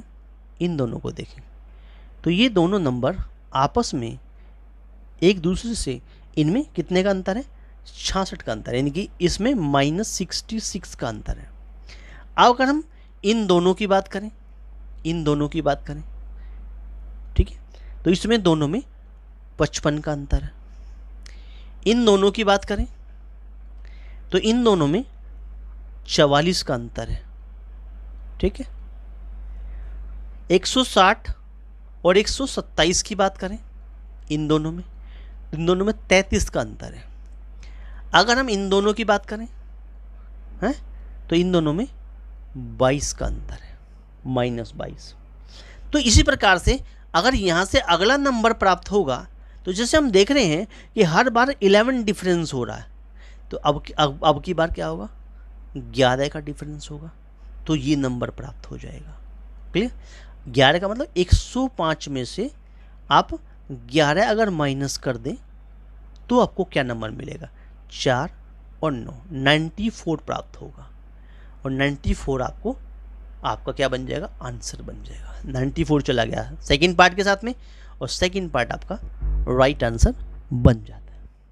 प्यारे साथियों, अगर आप चैनल पर नए हैं और अभी तक आपने चैनल को सब्सक्राइब नहीं किया है तो चैनल को सब्सक्राइब कर लीजिए। आपका अपना चैनल है start classes exam history YouTube channel है, चैनल को सब्सक्राइब कर लीजिए। ठीक है, वीडियो अच्छा लग रहा हो तो वीडियो को लाइक कर दीजिए, ज़्यादा अपने दोस्तों में शेयर कीजिएगा जिससे ज़्यादा बहनों भाइयों को वीडियो का लाभ हो सके। और बेल आइकन को प्रेस कर लीजिए, ऑल पे सेट कर लीजिए, जिससे आने वाली वीडियो का नोटिफिकेशन सबसे पहले आपको प्राप्त हो जाए। चलिए आगे बढ़ते हैं, क्वेश्चन नंबर 13 की ओर चलते हैं। अब क्वेश्चन नंबर 13 क्या कहता है, ये भी हमने पेपर 1 से क्वेश्चन लिया है, 8 फरवरी 2026 के पेपर 1 से क्वेश्चन लिया है। ठीक है, मैथ्स पेपर 1 से। ये कहता है which of the following fraction in descending order, अवरोही क्रम में लिखना है आपको। नंबर हमारे पास 8/11 है, 5/9, 4/5, 3/7। अब इनको कौन सा इनमें वैल्यू जो है 1 2 3 4 लिखे हुए हैं, कौन सा डिसेंडिंग ऑर्डर में लिखा हुआ है।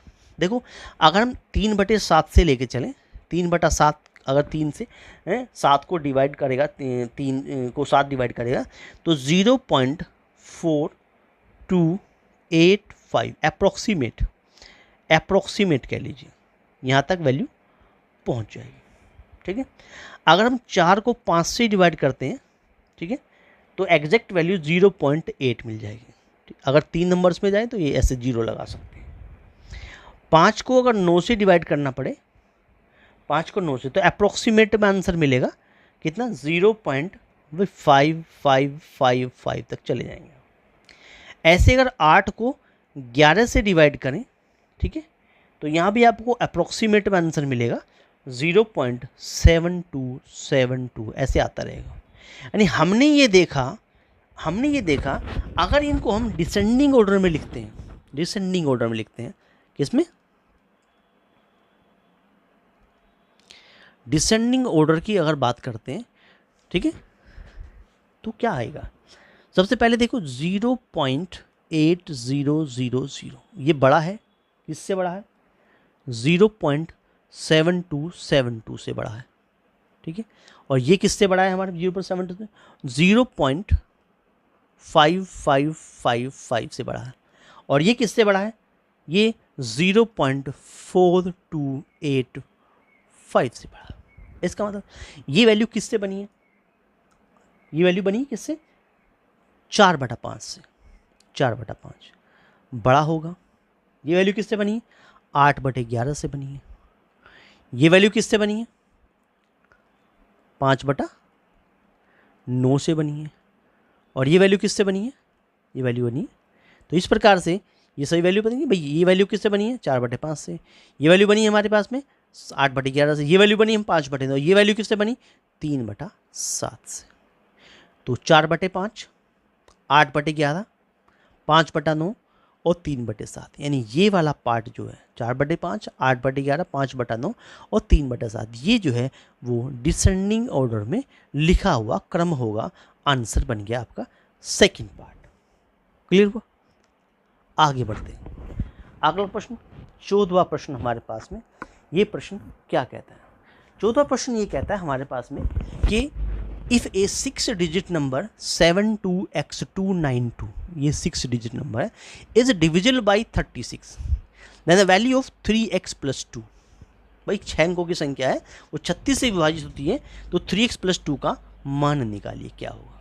देखिए, अगर कोई संख्या 36 से डिवाइड हो रही है, 36 से डिवाइड होती है, इसका मतलब 4 9 36 होता है, यानी वो 4 से भी डिवाइड होगी, 9 से भी डिवाइड होगी।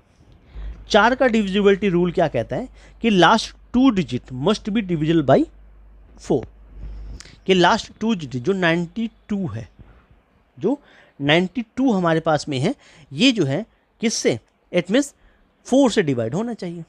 और 9 का रूल कहता है sum of digit is divided by 9, तो sum of digit is divisible 9, यानी number is divisible by 9 if the sum of digits is divisible by 9। अगर उसकी सभी जो डिजिट्स हैं उनका जो सम है वो 9 से डिवाइड हो जाता है तो वो नंबर क्या होता है, वो नंबर हमारे पास में 9 से कट सकता है। अगर हम बात करें भाई 92 हमारे पास दिखा रखा है, इसको 4 से काटते हैं, भाई 4 दूना 8 होता है, 1 9, 2 आ गया, 4 3 12, यस ये तो ठीक है।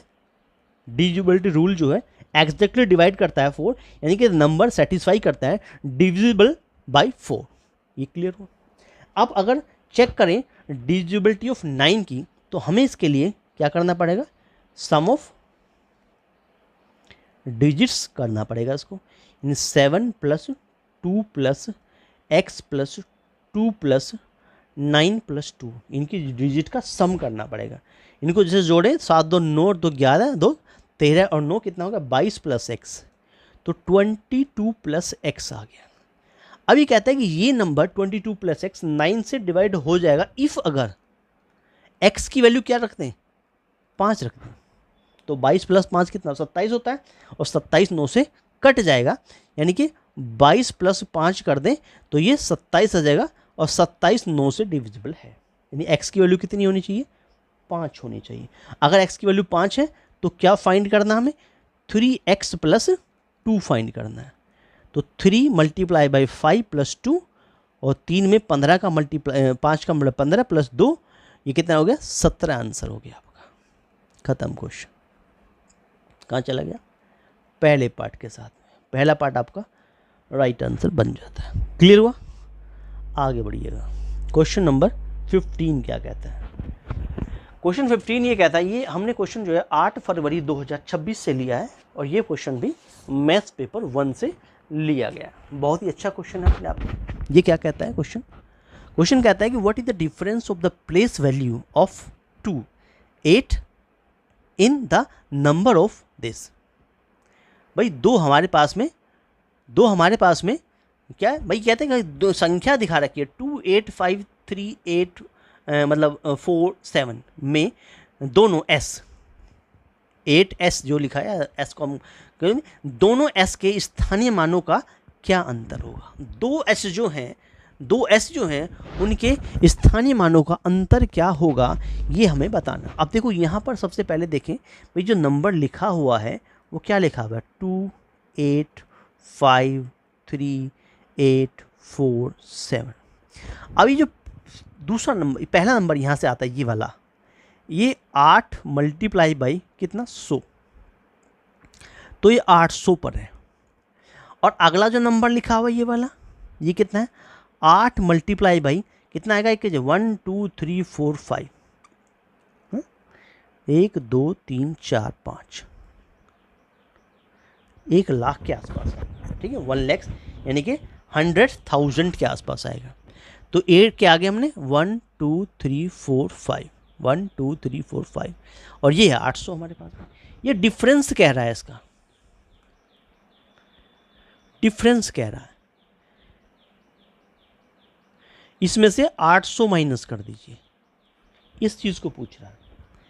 तो 00 आ गया, 2 बचा, और कितना 2 9 और 1 7 का आ गया, 799,200 कहाँ चला गया 4 पार्ट के साथ, 799,200 क्या बन गया आपका आंसर बन गया। क्लियर, चलिए आगे बढ़ते हैं। क्वेश्चन नंबर 16 की हो। क्वेश्चन 16 जो है वो 14 दिसंबर 2024 के प्रश्न से लिया गया है। ये CTET मैथ्स पेपर 2 से लिया गया है। ये क्या कहता है, following data show the number of wickets taken by the players in last 11 matches played by the him. तो 1 0 2 4 0 3 1 1 2 4 1 आंकड़े खिलाड़ी द्वारा खेले गए पिछले 11 मैचों के विकेटों की संख्या दर्शाई गई है। तो उसमें क्या कहता है, आंकड़ों के माध्य और बहुलक का अंतर पूछ रहा है। माध्य और बहुलक का अंतर पूछ रहा है। तो अगर हम इसका माध्य ही निकालें, मीन निकालें, मतलब माध्य की मतलब क्या है, इसका मीन निकालें, तो मीन में क्या होगा, सम ऑफ जितने भी नंबर्स दिखा रखे हैं ठीक है, इन सब को जोड़ दें, इन सब का टोटल कर लें भाई। इसको कहता है 1 + 0 है प्लस ऑफ कितना आ जाएगा 2 प्लस क्या करते हैं 4 फिर +0 प्लस क्या करते हैं 3 फिर +1 कर दें फिर +1 कर दें फिर +2 फिर +4 फिर +1। ठीक है, इन सब को जोड़ दें और डिवाइड बाई इनके काउंटिंग से इनको डिवाइड कर दें। टोटल नंबर्स जो हमारे पास में हैं, ये टोटल कितने हैं हमारे पास में, देखो कितने 1 2 3 4 5 6 7 8 9 10 11 11 नंबर कितने हैं टोटल, नंबर दिखा रखे 11। ठीक है, तो इसको 11 से क्या कर दें डिवाइड कर दें, तो ये क्या निकल आएगा मीन निकल आएगा। इस तरह से हमारे पास जो मीन निकल के आ गया, माध्य जो निकल के आएगा वो कितना निकल के आएगा, मीन कितना निकल के आएगा। टोटल देखो 1 है 2 3 4 7 3 10 11 12 14 15 और 4 19 हो गया, 19/11। ये तो बात समझ में आ गई, ये तो मीन निकल के आएगा। अब अगर मोड की बात करता है, मोड क्या होता है, जो नंबर सबसे ज़्यादा बाहर आ रहा है। देखो सबसे ज़्यादा बार इसमें क्या 1 यहाँ पे आ रहा है, यहाँ पर भी है, यहाँ पर भी है, यहाँ पर 4 बार आ रहा है, तो सबसे ज़्यादा बार जो आता है उसको क्या कहते हैं मोड कहते हैं। ये क्या है डिफरेंस पूछ रहा है, किसका किसका पूछ रहा है हमारे पास में, ये हमसे क्या पूछ रहा है डिफरेंस पूछ रहा है, अंतर पूछ रहा है। क्या पूछ रहा है, अंतर पूछ रहा है, किस किस का भाई, किसका पूछ रहा है भाई, मीन यानी माध्य जो मिला है उसमें से बहुलक यानी मोड को घटा दीजिए। ठीक है, अब माध्य क्या मिला है 19/11 मिला, बहुलक क्या मिला 1 मिला, एलसीएम क्या बना 11 बना। ठीक है, दैट इज 19 में से 11 माइनस हुआ, क्या बचा 8 बचा, अपॉन में कितना आ गया 11 आ गया। ठीक है, तो 8/11 हमारा आंसर बन गया। 8/11 चला गया तीसरे पार्ट के साथ में और तीसरा पार्ट हमारा राइट आंसर बन जाता है। क्लियर हुआ, आगे बढ़ते हैं अगले प्रश्न की ओर। अगला प्रश्न हमें क्या कहता है, ये कहता है ये 14 दिसंबर 2024 से लिया गया सीटेट के मैथ्स पेपर 2 से। ये 9 डिजिट नंबर कितना 565x9274y is divisible by 88, then the value of 2x + 3y। अब कोई नंबर 88 से डिविजिबल है, कोई नंबर 88 से डिविजिबल है, तो इसका मतलब वो नंबर 8 और 11 दोनों से डिवाइड होगा, 8 से भी डिवाइड होगा 11 से भी डिवाइड। 8 का रूल ये कहता है डिविजिबिलिटी, 8 की रूल ये कहता है number is divisible bye 8 if the last 3 digit मतलब ये 7 4 और y लास्ट की 3 डिजिट यानी कि लास्ट की कितनी 3 डिजिट ये जो है डिविजिबल बाय 8 होनी चाहिए। लास्ट की 3 डिजिट कौन कौन सी है 7 4 और y, ये डिविजिबल रूल 8 का कहता है। अगर 7 4 और y 8 से कट सकते हैं, 8 9 72 72 होता है, 2 बचेगा। y की वैल्यू क्या रखी जाए जो 8 से कट जाए, अगर y को हम 4 रख दें, यहाँ 4 रख दें तो 8 से 8 3 जा 24 होता है, ये पूरा पूरा कट जाएगा। इट मीन्स y का वैल्यू कितना आ गया 4 आ गया। ये बात समझ में आ गई। हाँ, डिविजिबिलिटी रूल ऑफ 11 क्या कहता है, डिविजिबिलिटी रूल 11 ये कहता है कि सम ऑफ ओड पोजीशन और सम ऑफ इवन पोजीशन। ठीक है, पहले इनको सम ऑफ ओड पोजीशन और सम ऑफ इवन पोजीशन निकाल लीजिए और फिर उनका डिफरेंस कर दीजिए, यानी ओड में से इवन को घटा दीजिए। जो आंसर आएगा हमारे पास में वो डिसाइड करेगा कि y की किस वैल्यू पर x का क्या आंसर निकलेगा। तो सबसे पहले हम सम ऑफ ओड पोजीशन निकाल लेते हैं। सम ऑफ ओड पोजीशन क्या होंगी ओड पोजीशन, जैसे कि ये पहले ये 1 आएगा, फिर 3 आएगा, फिर दिस 1 आएगा, फिर दिस 1 आएगा, दिस 1 आएगा। ये तो ओड प्लेसेस हो गए ऊपर वाले, और नीचे से लेंगे 2, ये 4 और 2 और x और ये 6, ये इवन प्लेस हो जाएंगे, इनका सम कर देंगे। तो कितना बचेगा भाई हमारे पास में कितना बचेगा 5 + 5 तो ये हो गया 5 + 5, हाँ, फिर उसके बाद में प्लस कितना हो गया 9 हो गया, फिर कितना हो गया प्लस का 7 हो गया और फिर प्लस y हो गया। इन सबको जोड़ दीजिए 5 5 10 हो गया और 9 7 16 हो गया 26 + y। ऐसे ही अब निकाल लें सम ऑफ इवन पोजीशन, निकालें कितना बनेगा भाई, ये 6 पे प्लस x है, 6 है प्लस x है प्लस कितना है 2 है प्लस 4 है, क्या बन जाएगा 12 + x। ये दो चीज़ समझ में आ गई। हमें क्या करना, डिफरेंस निकालना। किसका निकालना, sum of odd position minus sum of even position. किसका निकालना, sum of odd position minus क्या करना, सम ऑफ इवन पोजीशन। तो ये डिसाइड करेगा कि भाई 11 से कटता है या नहीं कटता, रूल है 11 का ये, ठीक है। तो कितना बना 26 + y minus 12 - x, minus sign से दोनों के साइन बदल जाएंगे, ठीक है। 26 में से 12 चला गया, कितना बचा आपका, दैट इज 14 बचा, 14, ठीक है, प्लस y माइनस x।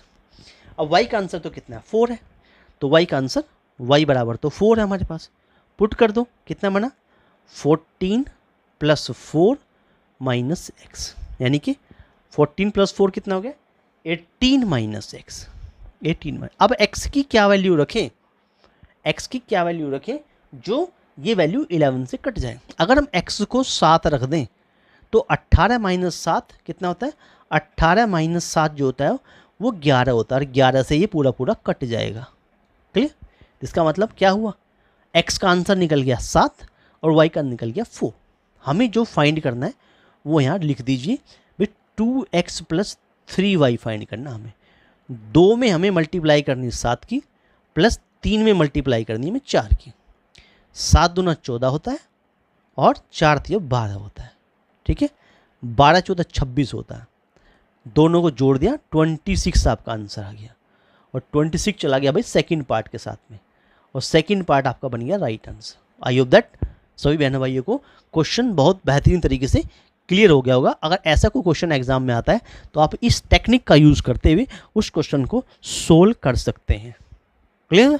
लेकिन अगर आप चैनल पर नए हैं तो चैनल को ईमानदारी से सब्सक्राइब कर लीजिए, ठीक है। और वीडियो अच्छा लग रहा है तो वीडियो को लाइक कर दीजिए, अपने दोस्तों में बहनों भाइयों में वीडियो को शेयर करना न भूलें, ज़्यादा दोस्तों को शेयर करें जिससे सभी बच्चे, सभी हमारे फ्रेंड्स, सभी दोस्त वीडियो का ज़्यादा से ज़्यादा लाभ उठा सकें। चलिए आगे बढ़ते हैं अगले हमारे प्रश्न में। ये 14 दिसंबर 2024 से पेपर से प्रश्न लिया गया सीटेट के मैथ्स पेपर 2 से। ये कहता है कि O is a point on line AB, ray OC and OD are drawn on the same side of AB such that OC perpendicular to OD, AOC angle जो AOC हमारे पास में वो कितना है, एंगल AOC जो है वो x दिखा रखा है, और जो BOD एंगल है हमारे पास में वो एंगल हमारे पास क्या दिखा रखा, 3x दिखा रखा, 3x हमें दिखाया हुआ। Then BOD equal to, BOD का आंसर पूछा है। देखो फिगर कुछ इस प्रकार से होगी, यहाँ पर आपको पॉइंट O है, यहाँ से ये एंगल x है, ये एंगल 3x है, और क्योंकि ये परपेंडिकुलर है, OC परपेंडिकुलर टू OD है तो ये 90 डिग्री का एंगल होगा। इस फिगर को समझते हुए हम देखेंगे bye linear pair. Linear pair में क्या होता है कि सम ऑफ एंगल, सभी का जो एंगल का सम होता है x + 90 डिग्री + 3x मिल के 180 डिग्री बनाते हैं। अगर तो कितना 4x जो है ये 90 उधर जाके माइनस हो जाएगा तो 90 रह जाएगा, x की वैल्यू हो गई 90/4, ठीक है। 90/4 मतलब कितना होगा 4 दूना 8, 4 दूना 8, 4 पंजा 20, यानी x की वैल्यू आ गई 22.5 डिग्री, 22.5 डिग्री x की वैल्यू आ गई, ठीक है। हमें क्या फाइंड करना, हमें जो फाइंड करना है वो कितना है एंगल BOD फाइंड करना जो 3x को रिप्रेजेंट करता है। एंगल BOD ये वाला एंगल 3x को रिप्रेजेंट करता है, तो 3 मल्टीप्लाई बाई क्या कर देंगे 22.5, जिसकी वैल्यू क्या बनेगी हमारे पास में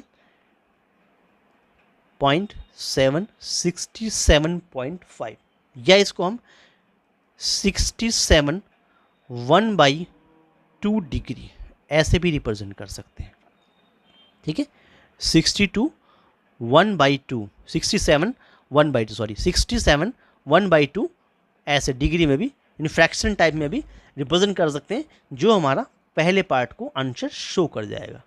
67 1/2 डिग्री हमारे पास में आंसर बन गया, पहला पार्ट हमारा राइट आंसर बन गया। अगले प्रश्न की ओर चलते हैं। अगला प्रश्न 19वां प्रश्न क्या कहता है, देखो ये क्वेश्चन कहता है कि a person withdrawal ₹4560 from his bank account on the 4th of a month and deposit 2567 on 20th of the same month। प्रश्न 14 दिसंबर 2024 से लिया गया, CTET के मैथ्स पेपर 1 से लिया गया। आगे कहता है कि if at the end of the month balance is ₹3125 then the money at the start from the month in his account was कितनी होगी। एक व्यक्ति ने अपने बैंक के खाते में से किसी महीने की 4 तारीख को 4,560 रुपये निकाले, उसी महीने में 20 तारीख को उसने 2,567 रुपये जमा कर दिए।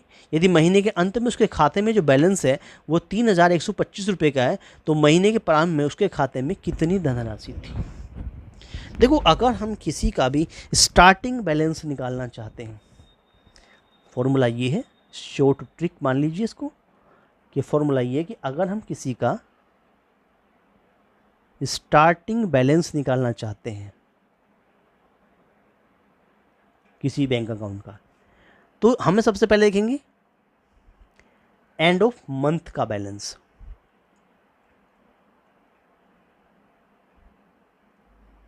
इसमें क्या कर दें, जोड़ दें कितना अमाउंट निकाला, अमाउंट कितना आपने विड्रॉल किया, कितना अमाउंट आपने विड्रॉन किया,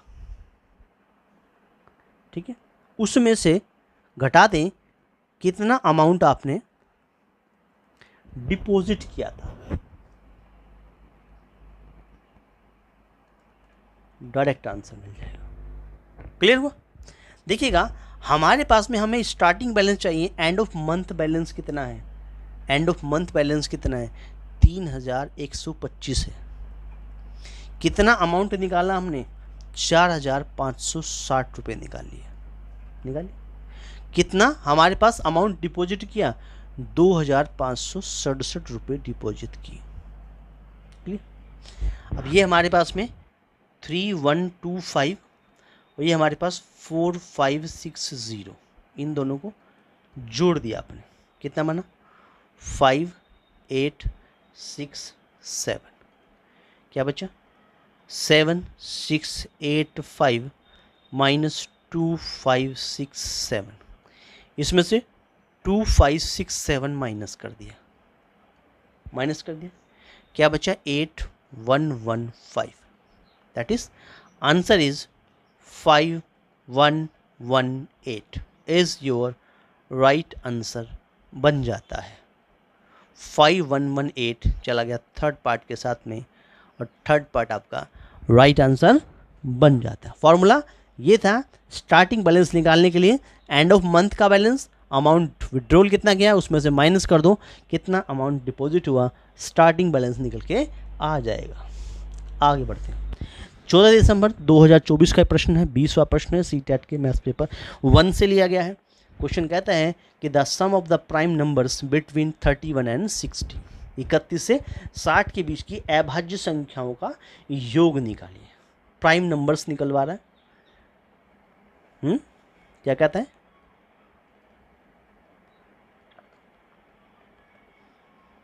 प्राइम नंबर्स बिटवीन कहाँ 31 टू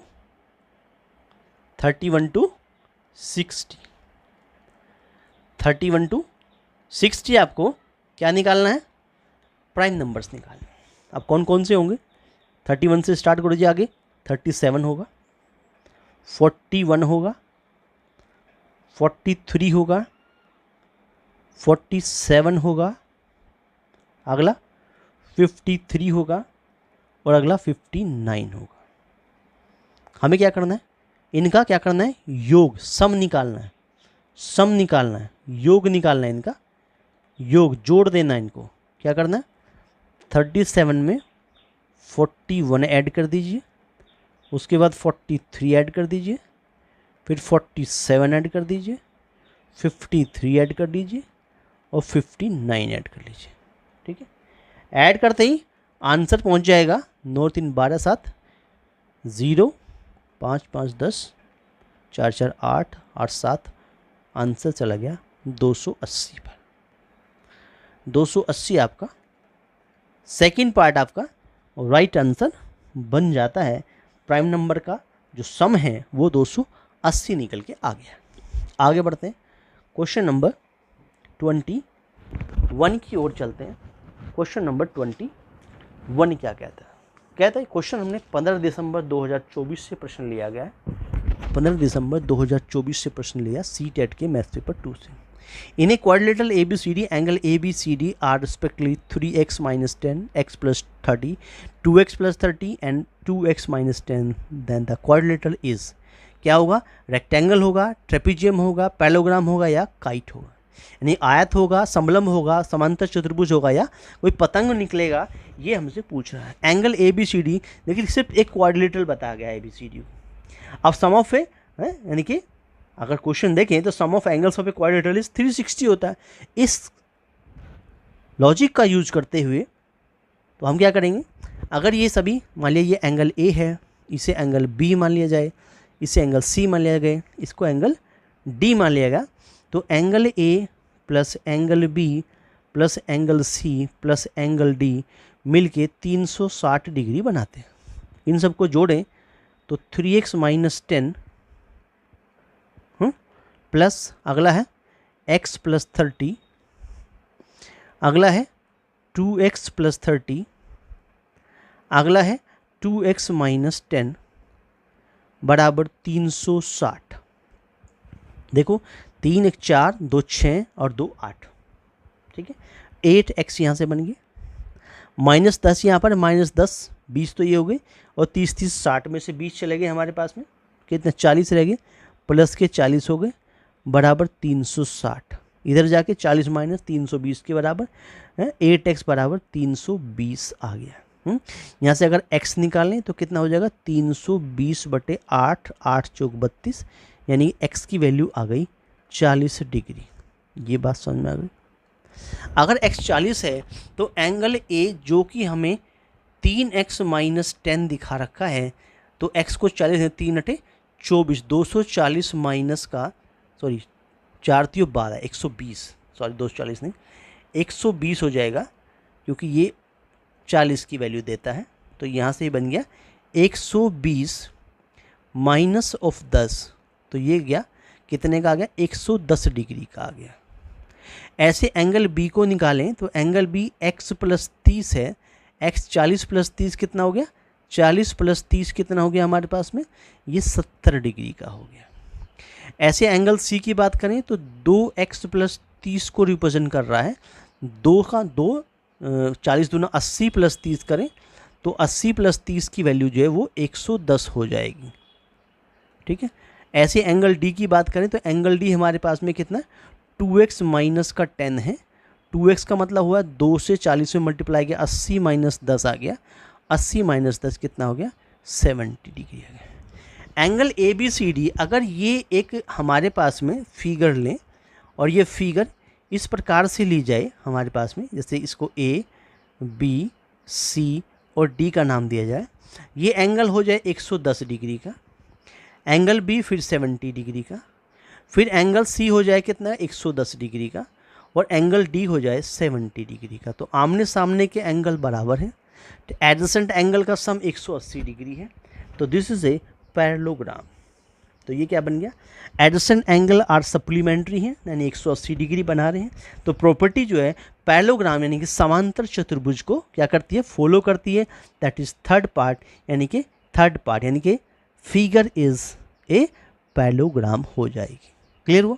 यही हमारा आंसर था एक्चुअल में कि भाई एंगल ए प्लस बी का जो आंसर है, angle A plus angle B करते हैं तो 180 डिग्री निकल के आता है। ठीक है, या एंगल बी प्लस सी भी 180, ये सब 180 है। और आमने सामने के एंगल ए बराबर एंगल सी है और एंगल बी बराबर एंगल डी है। तो ये प्रॉपर्टी किसको फॉलो कर गई, पैरेललोग्राम को फॉलो कर गई। इसलिए ये क्या होगा, सम ऑफ जो एंगल्स हैं, अगर आपके एडजेसेंट एंगल 180 दिखा रहे हैं और अपोजिट एंगल इक्वल दिखा रहे हैं तो ये एक पैरेललोग्राम होगा, समांतर चतुर्भुज होगा। आगे बढ़ते हैं, 22वें प्रश्न की ओर चलते हैं। ये कहता है, ये भी हमने जो है वो 15 दिसंबर 2024 के प्रश्न से लिया गया है, CTET के मैथ्स पेपर 2 से। क्वेश्चन क्या कहता है, ये कहता है which of the following can be the length of a third side of a triangles whose two sides are in length 19 and 15। निम्न में से कौन सी उस त्रिभुज की तीसरी भुजा की लंबाई हो सकती है जिसकी दो भुजाओं की लंबाई 15 और 19 सेंटीमीटर। देखो, इनक्वालिटी अगर आपने पढ़ी है तो इनक्वालिटी का रूल ये होता है कि द ट्राइंगल इनक्वालिटी थ्योरम में कहते हैं स्टेट दैट के sum of the length of any two sides of a triangle must be greater than the length of third side.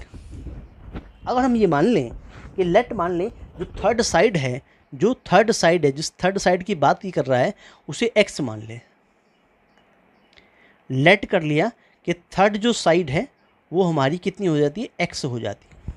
इसका मतलब आपके पास में 3 नंबर बन गए, एक तो 19 बन गया, एक 15 बन गया, एक x बन गया। अब तीनों नंबर्स इस रूल को फॉलो करने चाहिए। पहले केस में रूल फॉलो करता है कि सम ऑफ टू जो साइड्स हैं ग्रेटर होंगी लेंथ ऑफ थर्ड साइड से। अगर हम पहली बात करते हैं 19 और 15 को लेते हैं तो ये बड़ा होना चाहिए x से। 19 15 जोड़ दें, इसका मतलब ये इसका आंसर कितना, 34 बड़ा होगा x से, यानी कि x छोटा होगा 34 से। पहला रूल तो ये निकल के आ गया। दूसरे केस में चलते हैं। दूसरा केस ये हो सकता है कि 19 और x को आप ले लीजिए, ठीक है, और ये बड़ा होगा 15 से। तो x की वैल्यू क्या आ गई, x की वैल्यू जो है ग्रेटर इक्वल टू आ गई -4 की। यस, ठीक है, always true since the lengths are positive होती है। चलिए, अगला रूल क्या हो सकता है भाई, ये भी हो सकता है कि 15 प्लस x जो है ग्रेटर होगा कितना, 19 से। तो x की वैल्यू ग्रेटर कितनी हो जाएगी, 19 हो जाएगा, क्या होगा 19 में से 15 माइनस होगा, और 15 माइनस होगा तो कितना हो जाएगा, x की वैल्यू ग्रेटर कितनी आएगी, 4 आएगी। यानी हमने ये देखा कॉम्बिनेशन, जो कंबाइन इनइक्वालिटी आपको मिली वो क्या मिली कि जो x की वैल्यू है वो 4 से तो बड़ी है और 34 से छोटी है। ये कंबाइन इनइक्वालिटी आपको मिल गई है। अब दिए गए नंबर्स में देखें तो x की वैल्यू 4 से बड़ी है और 34 से छोटी है। ऐसा एक ही केस मिलता है, वो है 33। That is 33 is your right answer बन जाता है। आगे बढ़ते हैं अगले प्रश्न की ओर। अगला प्रश्न कहता है, ये 15 दिसंबर 2024 से लिया गया, CTET के मैथ्स पेपर 2 से लिया गया, ठीक है। ये कहता है the area of triangles of side 24, 45 and 51 is equal to the area of rectangle of the length 45 centimetre, then the parameter of the rectangle is कितना होगा। फिगर कुछ इस तरह से दिखा रखी है। देखिए, ये हमने 45, 24 और 51 सेंटीमीटर दिखाए, लेकिन ये नहीं लिखा कि ये राइट एंगल होगा, 90 डिग्री दिखाएगा, ऐसा नहीं बताया गया। इसको हम निकाल के देखेंगे एक राइट ट्राइंगल है या नहीं, ये हम इसकी भरपाई करेंगे। देखिए, अगर एक राइट ट्राइंगल है तो इसका मतलब ये होना चाहिए कि 51 का जो स्क्वायर है वो इज इक्वल टू कितना, 45 के स्क्वायर के प्लस 24 के स्क्वायर के बराबर होना चाहिए। देखिए, अगर देखें तो 51 का जो स्क्वायर होता है वो कितना होता है, 51 का जो स्क्वायर होता है, 51 का जो स्क्वायर होता है वो कितना होता है, 2601 होता है, ठीक है। तो ये बन गया हमारे पास में कि भाई हमने देखा कि ये तो 2601 आ गया, इज इक्वल टू 45 का जो स्क्वायर होता है वो कितना होता है, 20-25 होता है, और 24 का जो स्क्वायर होता है 576 होता है। यानी कि 20-25 और 576 को जोड़ दें तो 6-5-11 0-6-2 क्या बन जाता है, हो गया क्लियर। ठीक है, दोनों बराबर आ गई, दोनों की वैल्यू क्या होगी, इक्वल आ गई। ये भी कितना आ गया, 2601 आ गया। इसका मतलब ए बी सी, यानी कि अगर इसको ए बी सी का नाम दे दें इस तरह से, तो ये हमारे पास में एक राइट एंगल ट्राइंगल होगा। और इसका एरिया अगर तब निकालेंगे तो उस समय एरिया 1/2 बेस इंटू हाइट लिखा जाएगा। यहाँ तक बात समझ में आ गई। चलिए, बस इतनी बात समझानी थी। अगर ऐसा है तो एरिया ऑफ ट्राइंगल जो है क्वेश्चन के हिसाब से, अकॉर्डिंग टू क्वेश्चन कहेंगे, अकॉर्डिंग टू क्वेश्चन क्या कहता है, area of triangle equal to क्या होगा, एरिया ऑफ रेक्टेंगल होगा, एरिया ऑफ रेक्टेंगल होगा। ये क्या होता है, 1/2 बेस जो कि यहाँ पे 45 है, हाइट जो कि यहाँ 24 है, इज इक्वल टू यहाँ पर लेंथ इंटू ब्रेथ होता है। लेंथ हमारे पास कितनी दिखा रखी, लेंथ है यहाँ 45, ध्यान रखिएगा लेंथ है 45, तो 45 मल्टीप्लाई बाई ब्रेथ जो हमें पता नहीं। ठीक है, 2 से काटेंगे, 2 से ये 12 बार कट जाएगा। अगर ब्रेथ निकालना चाहते हैं, चौड़ाई निकालना चाहते हैं, तो 45 मल्टीप्लाई बाई 12, हाँ सॉरी ये कितना था 45, ये मल्टीप्लाई 12 अपॉन कितना हो गया 45 आ गया। ठीक है, तो ये हमारे पास में जो वैल्यू निकल के आ रही है वो क्या निकल के आ रही है, ब्रेथ की जो वैल्यू है 45 से 45 कट गया, ब्रेथ आ गई कितनी 12 सेंटीमीटर। यहाँ तक बात समझ में आ गई। हमें पैरामीटर ऑफ रेक्टेंगल चाहिए, पैरामीटर ऑफ रेक्टेंगल चाहिए। पैरीमीटर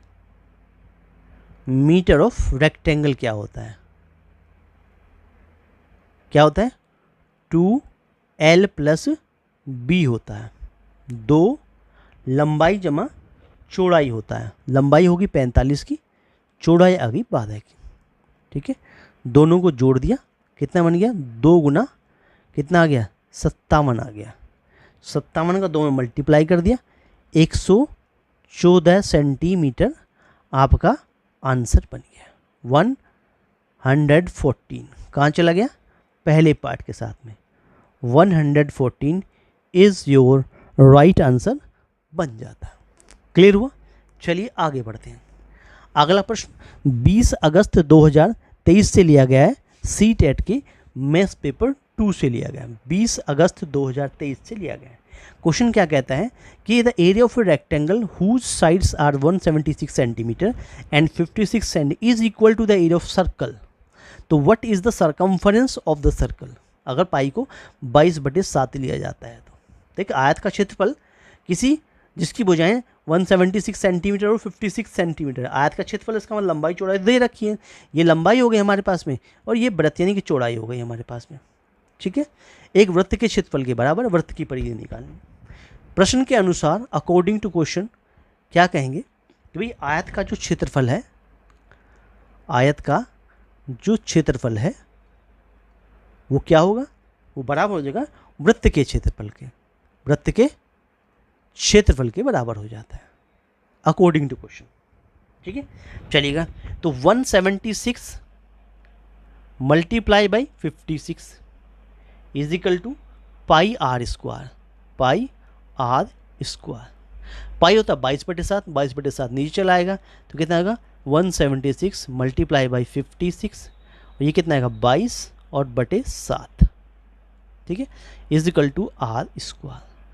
22 8 जा यही होता है, तो आर स्क्वायर की वैल्यू मिल गई 8 मल्टीप्लाई बाई 56 मल्टीप्लाई बाई 7। अब इसको ऐसे लिख सकते हैं 8 बाई ये कितना 8 7 56 ही होता है ना, ऐसे लिख सकते हैं इसको। ठीक है, आर निकालेंगे तो अंडर रूट हो जाएगा किसका, इन सब का, तो रूट में से क्या है 1 8 और 1 7, 8 7 56 हो गया। कितना आ गया 56 सेंटीमीटर। ये इसकी रेडियस आ गई। हमें क्या वृत्त की परिधि निकालनी है, हमें क्या निकालनी, वृत्त की परिधि निकालनी है। परिधि मतलब सरकम्फरेंस निकालनी है। सरकम्फरेंस क्या होती है इसकल टू 2 पाई आर होती है। 2 पाई की वैल्यू कितनी है 22/7 होगी, रेडियस हमने निकाल ली, 56 हो जाएगी, 7 8 56 होता है, यानी 44 का 8 में मल्टीप्लाई कर दीजिए, कितना बन जाएगा, 352 बन जाएगा, 352 centimetre. That's is your right answer. 352 चला गया बी पार्ट के साथ में, और बी पार्ट आपका राइट आंसर बन जाता है। क्लियर हुआ? चलिए अगला क्वेश्चन की ओर पढ़ते हैं। अगला क्वेश्चन भी 20 अगस्त 2023 से लिया गया है, सीटेट के मैथ्स पेपर 2 से लिया गया है। ये कहता है, हाँ, the cost of painting the surface of the solid cuboid that is कितना है, जिसकी डायमेंशन है कितनी, 40 सेंटीमीटर, 36 सेंटीमीटर और x centimetre, at a rate of 20 पर 100 centimetre square is ₹1032। What is the value of x?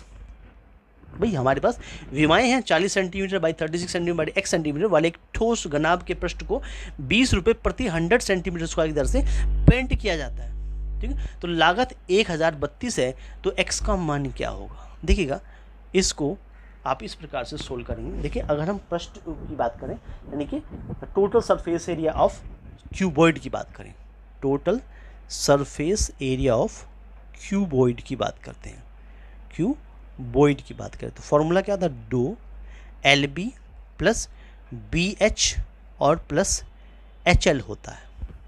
तो ये जो सरफेस एरिया हमारे पास निकला है, इसको अगर 20 रुपये पर 100 सेंटीमीटर से मल्टीप्लाई कर दें तो टोटल कॉस्ट आ जाएगी। टोटल कॉस्ट कितनी है हमारे पास में, टोटल कॉस्ट कितनी है, 1032 है। ठीक है, इसमें आप क्या कर दें भाई, ये क्या होता है, 2 LB से हमारे पास मतलब कितना है, 40 मल्टीप्लाई बाई 36 से है, प्लस आ गया है BH करेंगे तो 36x आ जाएगा, प्लस है HL करेंगे तो 40 से x आ जाएगा। इसमें मल्टीप्लाई कर दिया आपने 20/100 का। यहाँ तक बात सुनिए, आगे ठीक है, 20 से काटे 20 पंजा 100 होता है, 5 चला गया उधर, 1032 में 5 की मल्टीप्लाई इधर से हो गई और 2 का इधर से क्या हो गया, डिवाइड भी हो गया साथ में, इज इक्वल टू 40 का 36 में मल्टीप्लाई करेंगे तो 1440 होता है, 1440 होता है, प्लस 36x ये रहे 40 ये रहे, दोनों को जोड़ दीजिए 76x हो जाएंगे। 2 से इसको काट लिया, कितना बन गया, 2 पंजा 10 होता है, 2 एकम 2 छिका 12, 516 मल्टीप्लाई 5 करो 2580 आपका आंसर मिल जाएगा, इज इक्वल टू ये 1440 है और प्लस 76x है। अब 2580 में से अगर आप 1440 माइनस करते हैं तो ये 76x के बराबर आता है, माइनस करेंगे तो 1140 बन जाएगा, इज इक्वल टू 76x के बराबर होगा।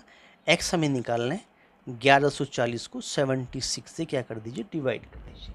ठीक है, करेंगे डिवाइड तो 76 से 1 टाइम काटेंगे और 76 से 5 टाइम काटेंगे, तो ये 15 बार कट जाएगा।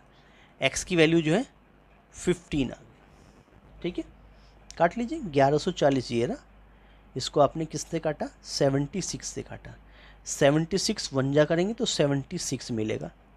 ठीक है, 76 मिलेगा, क्या बनेगा आपको, 8 बनेगा, 3 बनेगा, 0 यहाँ लगा देंगे, 5 बार यहाँ चलाएंगे, 5 6 जा 30, 0 5 35 36 37 38, पूरा कट गया ना ऐसे से, तो 15। x की वैल्यू कितना आएगी, 15 आ गया, 15 चला गया आपका, राइट आंसर चला गया बी पार्ट के साथ में, B is your right answer बन जाता है। आगे बढ़ते हैं, अगला प्रश्न क्या कहता है, 8 दिसंबर 2019 से प्रश्न लिया गया है, सीटेट के मैथ्स पेपर 2 से प्रश्न लिया गया है। प्रश्न क्या कहता है, ये कहता है कि the area of a quadrilateral is 227.2 centimetre square and the length of the perpendiculars from the opposite vertices of a diagonals are 72 centimetre और 8.8 centimetre. What is the length of the diagonals? किसी चतुर्भुज का क्षेत्रफल 227.2 centimetre square है और इसके एक विकर्ण पर उसके सम्मुख शीर्षों से डाले गए जो लंब हैं, लंबाई है जो है वो 7.2 सेंटीमीटर और 8.8 सेंटीमीटर है। विकर्ण की लंबाई बताओ। विकर्ण कौन सा है? विकर्ण है AC। इसको मान लिया भाई इसकी जो है वो लेंथ है वो D है। ये पहली लेंथ L1 हो गई और ये दूसरी लेंथ L2 हो गई। क्लियर? ठीक है। तो चतुर्भुज का जो क्षेत्रफल होगा, एरिया ऑफ जो क्वाड्रिलेटरल होगा, या कैसे जो चतुर्भुज लिया गया है, ठीक है, चतुर्भुज जो लिया गया उसका जो क्षेत्रफल होगा, जिसको एरिया कह रहे हैं हम, वो इजिकल टू कितना होता है, फॉर्मूला होता है 1/2, इन दोनों लेंथ का सम कर देंगे और मल्टीप्लाई बाय डी कर देंगे। डी फॉर ए सी की बात कर रहे हैं, ठीक है। तो ये कितना है 227.2 इजिकल टू 1/2, ये कितना है 7.2 प्लस कितना 8.8 और मल्टीप्लाई बाय डी कितना हो गया 8 2 10 में 16 हो गया। तो 16/2 मतलब कितना 8 आ गया आंसर, इजिकल टू 227.2। डी निकालना है, 227.2 डिवाइड बाई 8 कर लीजिए। 8 से काटेंगे कितना बनेगा, 8 दूना 16 चलेगा, 8 और 2 64 चलेगा, और फिर 8 चौक 32 चलेगा। तो डी यानी कि हमारे पास में विकर्ण डायगोनल जो हो गया वो 28.4 सेंटीमीटर आ गया, ठीक है। तो लिख देंगे यहाँ पर कि विकर्ण की लंबाई जो निकल के आ गई, विकर्ण की जो लंबाई निकल के आ गई है वो हमारे पास आ गई 28.4 सेंटीमीटर। यही बन गया हमारा आंसर, 28.4 सेंटीमीटर। ए पार्ट के साथ चला जाता है और ए पार्ट आपका राइट आंसर बन जाता है। आई होप दैट क्वेश्चन समझ में आ गया होगा सभी बहनों भाइयों को। चलिए आगे बढ़ते हैं, 27वें प्रश्न की ओर चलते हैं। 27वां प्रश्न हमने 28 जनवरी 2023 के पेपर से लिया है, CTET के मैथ्स पेपर 2 से। ये कहता है the mean of observation 29 x + 1 11 44 x + 3 x + 6 and 46 is 39। ये मीन की वैल्यू है। Then the median of this observation is कितना होगा। देखो माध्य की बात कर रहा है, माध्य क्वेश्चन में दे रखा है कि भाई हमारे पास में मीन क्या होगा। तो क्वेश्चन के अकॉर्डिंग मीन क्या होता है, मीन क्या होता है जो हमारे पास परीक्षणों की कुल योग बटे ऑब्जर्वेशन कितने की उनकी काउंटिंग कर, परीक्षणों की कुल संख्या कर देते हैं। यानी कि 29 में x + 1, ठीक है, प्लस 33 प्लस 44 प्लस x + 3 और प्लस x + 6 और प्लस 46, इन सब को जोड़ दें और इनकी काउंटिंग यानी कितने हैं ये इससे डिवाइड कर दें। तो n की वैल्यू कितनी है, n की वैल्यू है 7, 7 से डिवाइड कर दें तो मीन जो दे रखा है, जो 39 दिया हुआ है मीन एक्चुअल में, वो इजिकल टू कितना हो जाएगा 29 33 44 और 46 को आप जोड़ लेंगे तो ये कितना आ गया 162 निकल के आ जाएगा, ठीक है। और प्लस कितने 1 2 और 3x यहाँ से आ गया, ठीक है। डिवाइड बाई जो 7 था वो यहाँ के मल्टीप्लाई में कन्वर्ट हो जाएगा, ठीक है। 9 से 63 हो गया, 3 आ गया और 9 7 21 और कितना हो गया 6 27 हो गया। इजिकल टू बन गया कितना 162 प्लस 3x। हमें 3x इजिकल टू निकालना है तो 273 में से 162 माइनस कर देंगे। 162 माइनस करेंगे तो आंसर 37 बनेगा। यानी कि आपने देखा कि x की वैल्यू कितनी आ गई 37 आ गई। यहाँ तक बात समझ आई। अब डेटा क्या आ गया, आंकड़े जो आ गए हैं, आंकड़ों या संबंधित आंकड़े जो हैं वो क्या होंगे। हाँ, आंकड़ों का क्रम क्या होगा, क्रम लिख लीजिए पहले। देखो x अगर हमारे पास में कितना, ये हमारे पास में कितना मिला 37 बना, तो ये तो 29 है ही, ठीक है। ये 37 में 38 हो जाएगा, ये 33 है, ये 44 है, 37 में 3 गया 7 3 10, कितना हो गया हमारे पास में भाई, हमारे पास कितना बन जाएगा 40 बन जाएगा, ठीक है। एक 43 बन जाएगा, एक 46 बन जाएगा। अब इसको क्रम से लिख लो भाई, 29 पहले आएगा, उसके बाद बड़ा आएगा तो 33 आएगा, फिर 38 आएगा, फिर उसके बाद बड़ा आएगा तो 40 आएगा, फिर 43 आएगा, फिर उसके बाद 44 आएगा और फिर 46 आएगा। ये हो गया क्रम हो गया इसका, ठीक है। एन की वैल्यू वही 7 है। 7 क्या होता है, ओड नंबर होता है। ओड नंबर का मीडियन कैसे निकालते हैं, फॉर्मूला क्या होता है, n + 1/2th टर्म होती है। n + 1 मतलब 8/2 यानी कि 4th टर्म। 4th टर्म क्या है इसमें 1 2 3 4th। 4th टर्म क्या है 40, क्या है 40। तो मीडियन कितना निकल के आ गया, मीडियन क्या निकल के आया, मीडियन निकल के आ गया आपका 40 आपका राइट आंसर बन जाता। चला गया बी पार्ट के साथ में B is your right answer बन जाता है। चलिए आगे बढ़ते हैं। 28वां प्रश्न क्या कहता है? 28वां प्रश्न क्या कहता है? देखो 28वां प्रश्न बहुत अच्छा प्रश्न है अपने आप में। क्या कहता है 28वां प्रश्न? ये कहता है, हमने 31 दिसंबर 2021 के पेपर से लिया है, सी टेट के मैथ्स पेपर 2 से। काफ़ी अच्छा प्रश्न है, कई बार पूछा जा चुका है। ये कहता है the ratio of exterior angles and interior angles of a regular polygon is 1/4 the number of sides of the polygon. एक समबाहुभुज के बाह्य कोण और अंतः कोण का अनुपात 1:4 है, तो बहुभुज में कितनी भुजाएं होंगी? देखिए, समबाहुभुज के प्रत्येक बाह्य कोण की बात करें, जो समबाहुभुज होता है, समबाहुभुज जो होता है, समबाहुभुज का प्रत्येक बाह्य कोण जो होता है, प्रत्येक जो बाह्य कोण होता है वो बराबर होता है 360/n। ऐसे ही जो समबाहुभुज होता है, समबाहुभुज का प्रत्येक अंतः कोण की बात करें, प्रत्येक अगर अंतः कोण की बात करें तो उसका वैल्यू होता है 2n-4 multiply by 90 divide by n।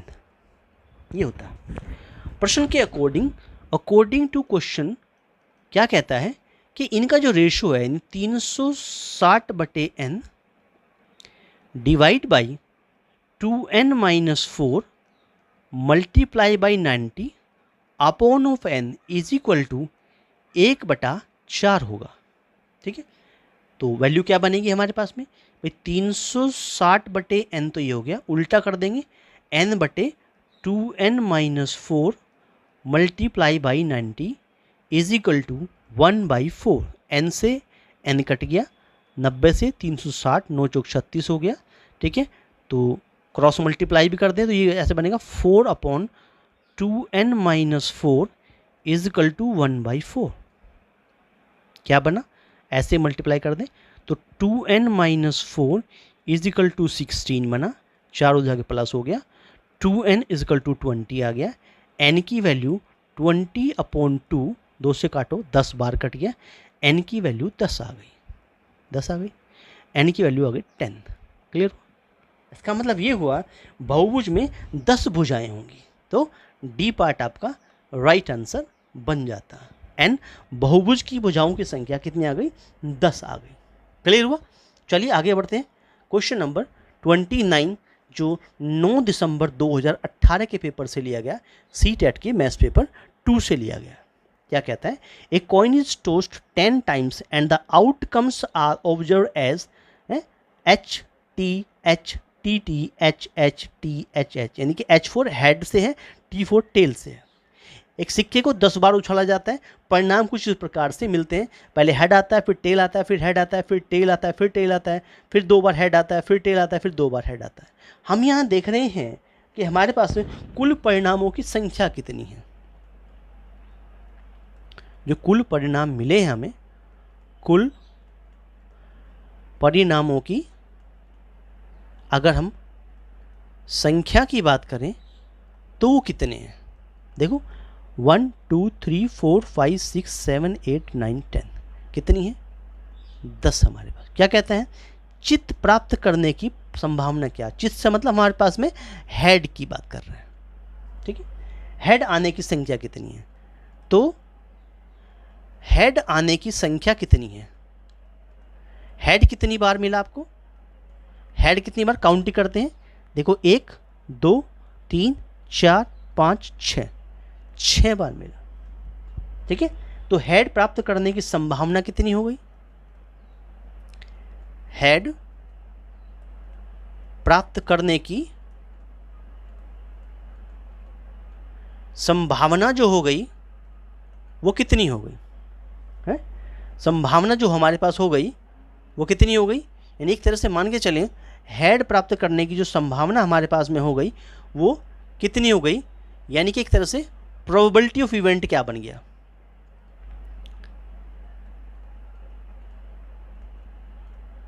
इसको कहेंगे probability of event. Probability of event क्या बना आपका, क्या हुआ भाई, हमारे पास आउटकम्स कितने हैं, फेवरेबल आउटकम्स जो हैं वो 6 हैं और टोटल आउटकम्स कितने हैं 10 हैं। 2 से काटो 5 बार, 2 से काटेंगे 3 बार और 2 से काटेंगे तो कितना बनेगा 5 बार। 2 से काटेंगे 3 बार, 2 से काटेंगे तो 5 बार, तो प्रोबेबिलिटी ऑफ इवेंट कितना निकल के आ गया 3/5। That's is your right answer.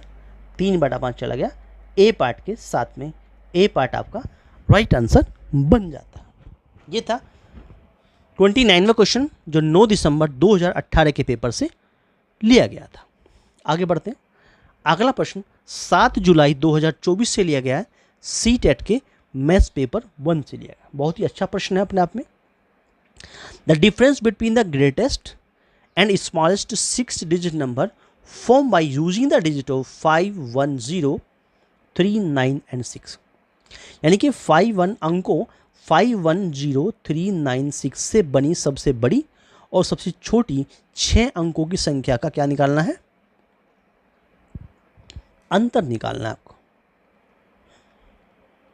सबसे पहले हम ये देखें जो हमारे पास लार्जेस्ट नंबर बनेगा वो क्या बनेगा।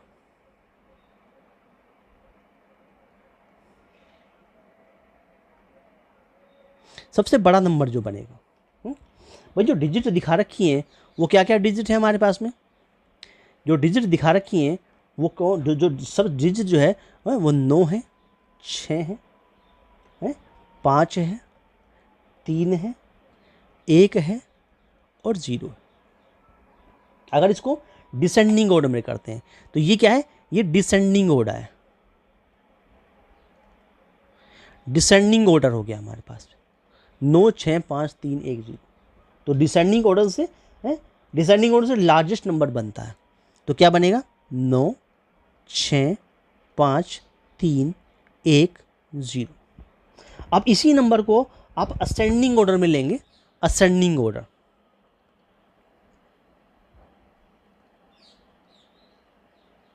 क्या बनेगा भाई हमारे पास में 0, 1, ठीक है, क्या बनेगा फिर 3 बनेगा, 5 बनेगा, 6 बनेगा, 9 बनेगा।